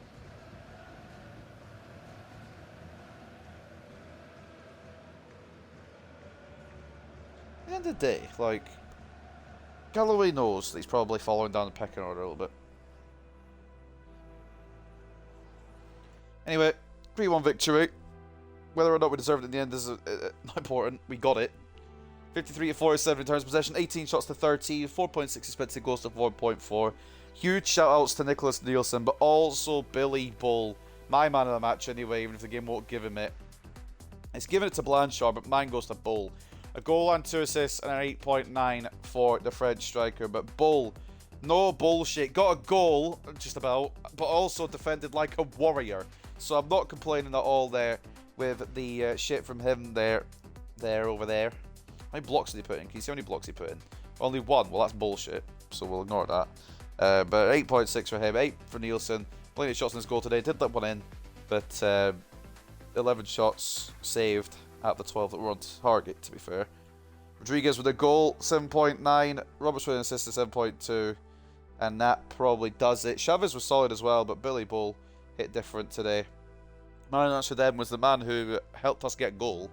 But 8.5 for John Tolkien, their best player. I want to take a look at their ratings. They should be Premier League as well as us. to be honest. It's not that Perez that we were looking at then, because he's only 71 rated. Aguilera with their goal and a 6.9. The assist coming from Jean-Paul Sarr and a 6.7. So fair play to Sarr for getting an assist, but couldn't find a goal against his former side. And that will wrap up that game. And we'll wrap up the episode for gameplay anyway. Those are the scorelines from around the grounds. I believe that puts us 10 clear of the Forest now.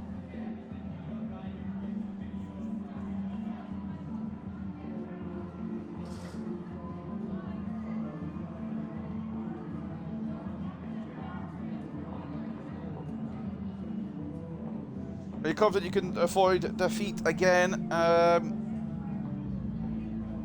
Not giving everything away.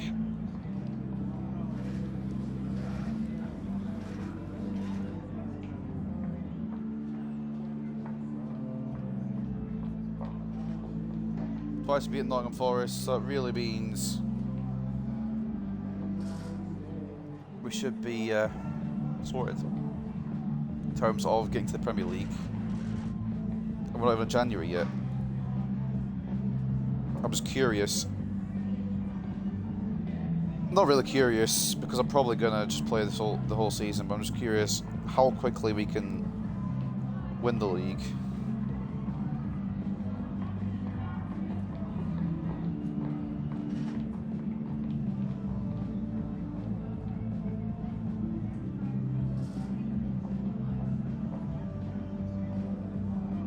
I was confident about winning the game today, and we did defend really well. I'm not going to give anything negative.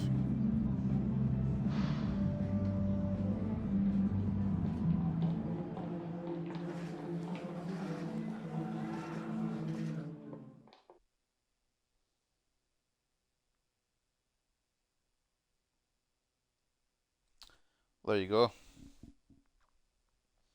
Another good episode into the books. Undefeated again, but I'm still not convinced by some of these performances, you know. England covenant completed. Did not remember asking. And Louis Myers loan attempt here from Varnamo. We will accept it. Well, we'll counter it, but we'll see. Need more games. Gaffer not playing isn't good for where I am in my career. Literally just came on that last game, and I'm sorry, Galloway, but you're not quite at the same level you were, fella, respectfully. Loan agreement for Noah Armstrong. They've said, I bet we'll take him for the season, and hopefully the wages shouldn't break down because he gets paid £430 a week. So, ending the episode today, top or Hartlepool United, as you'd expect. We are wiping this league a little bit.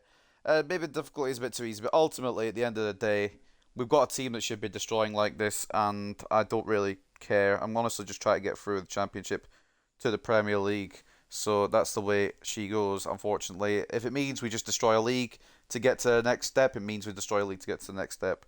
What's up, Izzy? Currently in Ultimate Team 124. You've unfortunately just joined right at the end of the stream, but welcome anyway. Hartlepool sit top, 10 points clear of Nottingham Forest. West Brom, Burnley, Crystal Palace and Norwich are in the playoffs. This is the rest of the table as it stands. We are running away with it, as we fucking should be. The team we have got is immense, and we should have probably gone up last season. And the relegation zone, Cardiff, Rotherham and Peterborough, with Blackpool and Sheffield United around there as well. Wigan circling the drain too. Do we know anything more about the FA Cup? Round 2 replay. So round 2 has been played. We're just waiting for the replays to happen, and then we'll find out who we get in the third round. Next episode as well, we'll be into the January transfer window, and we've got quite a good bit of cash coming in, because not only are we already on 26 million, we have money coming in once the window opens with big time exit of some exits there, as you can see. The big time exit, Fran Chawa wanted to leave, couldn't get an offer from him in the summer, but in September we got an offer for him, and he will leave the club in January. I just want everyone to know that Fran Chawa, a very good player, and I would like to keep him on till the end, but wanted to leave, and we're allowing it. We're just going to allow it to happen. 60 million is a great offer. We're going to pack most of that money into a left back that I already know who I'm going to go for, as well as exits for Eduardo Esposito, who's going to Dynamo Dresden, and Ronnie Hansen, who's going to KRC Genk. Also got loan offers going to be going through as well. We'll just detail them quickly with Bobby Hobbs, Nemeni Nkosi, Prince Ibrahim, Teddy Austin, Fran Marino, all going on loan as well. And we're going to be looking at options to sign as we go here. Biggest deal so far, still Ruben Diaz from City to Leipzig. Ben Capi to United looks quite good. We should do it in real life. But anyway, we'll cover everything off like we usually do at the end of these episodes. I'm getting tangled in the wires. Bad time, apologies, mate. No worries, it's fine. Just at the end, first thing I did was quick sold a player. And Ketia found the bin because fuck Arsenal. Yeah, understandable. Sutherland, immortal, he returns to me. I can't wait to bring him back. It might not be till the very last season, because my God, does he cost a lot. We're going for another left back that we're going to sink some money into. It isn't Sutherland. We know who it is, hopefully. Mario Oriana, but honestly, looking at the stats, might not even be a left back. It might just be another winger, quite frankly. Or it might be someone we can move out of left back. He's got the sprint speed, got the balance to jump in, all of that. Defensive stats are not as good as his attacking stats. Actually, not bad. I reckon he will be left back. But I reckon he could go anywhere else if we want to as well. Just what we need, a winger. I'd love to sign this guy as well, the Oliveira, but he'd be a bit overpowered at the moment. Obviously, we can't, until we get out of the Championship, we can't sign players 80 and over. So we can't sign the Oliveira, we can't sign Prieto, can't sign Schmitz, can't sign Devoe, Verezniak as well, the Lewandowski region. We can't get him in. Pretty sure he's a one-club player, it says on his traits there. Oh, that's leadership, never mind. Can't sign any of these, not that I want to. Some of these are just former players of ours, and I just haven't cleared out the list yet. Nezovic I'd love to bring back in, but probably won't happen, quite frankly. Quite like our midfield. But this man here in Sutherland, now 87 rated, looks like an absolute machine. Athleticism, technical ability, look at all those stats. 92 acceleration, 92 sprint speed, 82 jumping, 97 stamina. Good strength as well. Ball control, head and accuracy. Just an all-round fantastic player. Would work as a centre-back if he wasn't 5'9", to be honest. But he's definitely, hopefully, going to come back. The Andy Robertson regen. No, I came from the academy. I'd like to take credit for him, even if we don't have him by the end. Fucking imagine that emotional return. I knew I had to let him go, so he went and achieved his career goals, but I wish we kept him. John Paul Sarri just came up against, and he got an assist against us, which is kind of annoying, but we still won. But the main target, no other than Mario Oriana, which we will make a move for once Achoa's money goes through. Beyond that, we'll have a look around, a sniff around at other players. I'll probably have a look around off screen as well, just to see what the scout reports have brought back. Mainly a midfielder, because most of ours are out on loan. I'll have a look at what people are saying. Kovacevic might be decent. The other Kovacevic is decent, because he's the Modric regen. Nezovic, we know he's good, because we had him. I may have to take a little bit more detailed look. And Brandon Steele we might bring back as well. Just to see what he can do with a 64 rate. But anyway, ladies and gentlemen, we'll go through the stats and then we'll end it there. Top scorers, assisters, etc. are on here. We've now got joint top 18 goals each for Carlin Grant and I forgot his first name, but it's Enrique for Nottingham Forest. They both on 18. Morales on 16 for Preston North End. Rodriguez and Blanchard equal 15 goals there. I don't think anyone else is involved really. Oh, the Carpenter's on 7, I think, for the league. Assists go at Blanchard, 14 goals, 11 for Robert, I should say assists. 11 assists for Roberts, 9 for Carpenter, 7 for Rodriguez. No one else comes close yet. Have we got any more players in here? Might even have some more players in here just yet. We don't. And the clean sheets go to Pacheco with 7. But we've got 7 combined now, with 4 coming from Nielsen and 3 coming from Duncan as well. So, not too bad. If you add them together, we've got the same as Pacheco, so I'm taking that.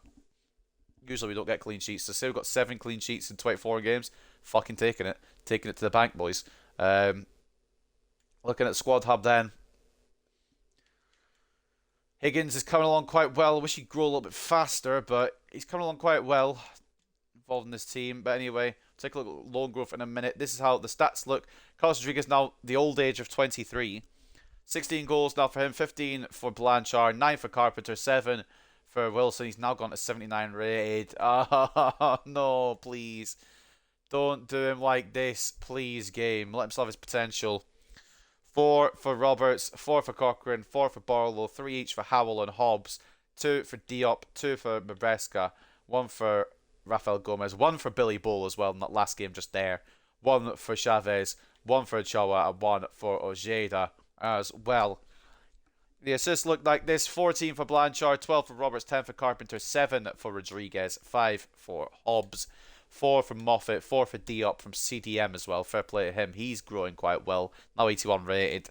3 for Wilson, 3 for Marino, 2 for Maresca, 2 for Bishop, 2 for Barlow, 1 each for Chavez, Hassan, Cochrane, and Ojeda. And then take a look at the loan growth. We'll see what we've got. Maguire still at 67. Was kind of hoping he'd grow a little bit, I can't lie. McGregor, 73. Hansen, 75. Ruben Adams, 71. Chabalala, 77. Higgins, 71. Briggs, 67. And Carlson, 72. So, maybe not all the loan growth I'd like. Is there any more that I've missed here that have actually made appearances in the same league as us? Alright, cool. Blanchard, of course, making the most appearances as well, which means he'll have the most clean sheets by a country mile. Seems to be the more important that we have at the moment. Although he didn't do much today. Any contracts need renewing? Good shout. Not just yet. Hansen. Oh my god, some of these players are still getting paid pennies, by the way. We maybe renew some anyway, just for money reasons. I think the most paid player is still Fran Ochoa. No, it's Fran Marino. How the fuck is he the most paid player? Right, anyway, we'll maybe change some wages around. Potentially as well.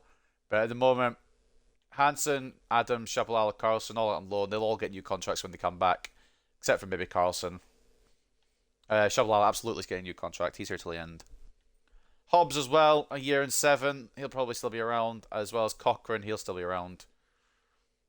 I think he's at his potential, though. I think I already covered this. Yeah, but I don't want to get rid of him because I just like him too much, to be honest. Ojeda needs more game time. He does. I'm just trying to fit it around because once Ochoa goes, Ojeda will get more game time, but I'm going to try and get the most out of Ochoa before he goes. Now that he's agreed to play into the team until his departure, which is very good of him, to be honest. Since he's just fucking tried to force a move out. But, I mean, the money situation is a bit crazy still. Any of these that are main guys in the team that are still getting paid shit. Rafael Gomez still getting paid 850. Bobby Hobbs only getting paid 900. Nielsen only getting paid $1,000. To be fair, that's all he wanted when he signed. Contreras still on $1,000 since the start of his career here, pretty much. Harry Howell's probably about right. Prince Ibrahim, Ojeda 1.4. Some mad wages here. Duncan Wilson only earned 1.6. I'm not going to renew it until he's back on the pitch. Jackson Barlow 1.6 as well. Any surprising ones? I guess there's a lot that are surprising because they're so low. Douglas Moffat probably deserves a new contract at some point in terms of monetary reasons. And Rodriguez, despite being worth 175 million according to this game, is only 3.5k on wages. Chavez 4k, Roberts 5.1, Malik Diop as well, Ochoa, Austin. How's Teddy Austin finessed his way to an 8k contract then? Billy Bull with 8k, and Fran Marino with 10. Whole team gonna need government assistance when it fixes these contracts. I'll fix some of them, but some of them they're gonna get inflated by Premier League anyway. When we got to Premier League, they'll want more money, so I'm gonna just leave it till then. It saves time rather than doing it just now. Development plans might change as well a little bit. Rodriguez well on his way to 89. Fucking hell. Way too good for this league, way too good for this club, but my god, there is no chance of parting ways with him. Douglas Moffat, still showing great potential, still has room to grow as well. You love to see it. I keep him on this wide back drill, to be honest with you. Keep his defensive awareness up. His attacking positioning is still 13. But he's never going to be attacking really too much, so it's not the end of the world. Rodriguez has 97 finishing. Yeah, you wouldn't know it by my shooting ability, but yeah, he's a very good finisher. I'm trying to switch to mobile striker just to get a bit more pace at him. But yeah, he's a very good player. It's just the person controlling. No, I want heading accuracy. Sorry, I keep going between these two because I want heading accuracy, but I also want a bit more pace on him. 19 volley. Yeah, Moffat couldn't shoot his way out of a paper bag. That's the only issue. But he's a left back, so it's fine. It doesn't need to be doing too much up there. His attacking work is high anyway, so he's decent in that respect as well. Very good player. And if I do have to bring back Sutherland, I'd hate to drop Moffat, honestly. Very good, very important player. Again, with Jackson Barlow, I'd like to see a bit more out of him. But he's playing behind Ethan Roberts. I'm going to put a bit more shooting on him as well. It's 5-star, 5-star, but I'm going to put some shooting on him. Some shooting. I don't know what I'm trying to say there. How's Billy Bull looking? Showing great potential still. Could hit up to 80. We're going to go with ball-playing defender. Gets his passing up, defense stats up, and his weak foot up. His stamina's only never get to 76, which is an issue. In case I need him to play a lot, but that's fine. But we're gonna go. I'm gonna go into these more in depth off screen because they're probably kind of boring. Ethan Roberts says I haven't touched in fucking years. He's about to be 88, and I don't really know I don't really know how he can improve. I don't really care about shooting too much. He's more of a passing winger. Maybe we just put him. We'll keep him on the wide playmaker to be honest, because he's more of a passing winger than a shooter. But that's fine. This ball up twice as good volley as the Moffat. I don't even know it. I'm not looking at volleys for defenders, mate. Respectfully. You can't even put up their attacking stats unless you go on balance. That just takes forever. I'm not really bothered about attacking stats for defenders. And vice versa. But anyway, take a look at the news and we'll end it off there. Hartlepool stretch lead. It was perhaps a bit early to call this a championship decider, but it saw the top two going head to head. Hartlepool United stretched their lead by claiming the 3 points against a disappointing Nottingham Forest, who fans must now wonder if their team has the character to bounce back from such a significant defeat. Hartlepool keep winning, despite having to face a fierce challenge from Nottingham Forest. Shabalala's side fully deserve to extend their unbeaten run in the league to 7 matches. You wouldn't know by their performances.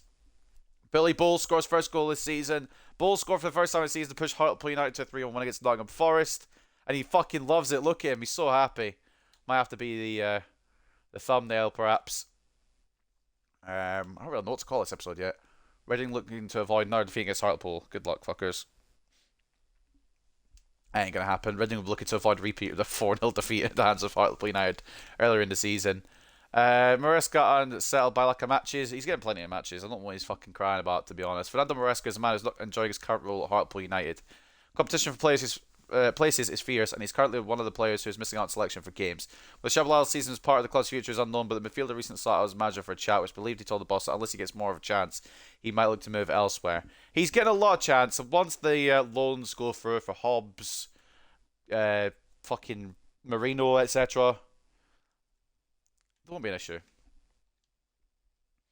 Could I see the table real quick? Assume we're clear at the top. Yeah, quite clear. Performances still lacking a bit overall, but the results are still going our way, which is fine. 4 wins and a draw today. Almost another loss, but we got saved by Fran Ochoa. The man who wants to leave is the man who kept us in it. Well, the man who's going to leave, I should say. But it's the table once again. Hartlepool 10 points clear, and it's more of a matter of when than if we're going to win the championship. Give Bull the count to see my fucking centre back. He plays for the badge. He was so good against Forest, man. Blocking everything. I know they scored, but beyond that, beyond that, blocking everything. Fantastic player he is. But I'll take a little look off screen at more options. But to be honest, what do we really need?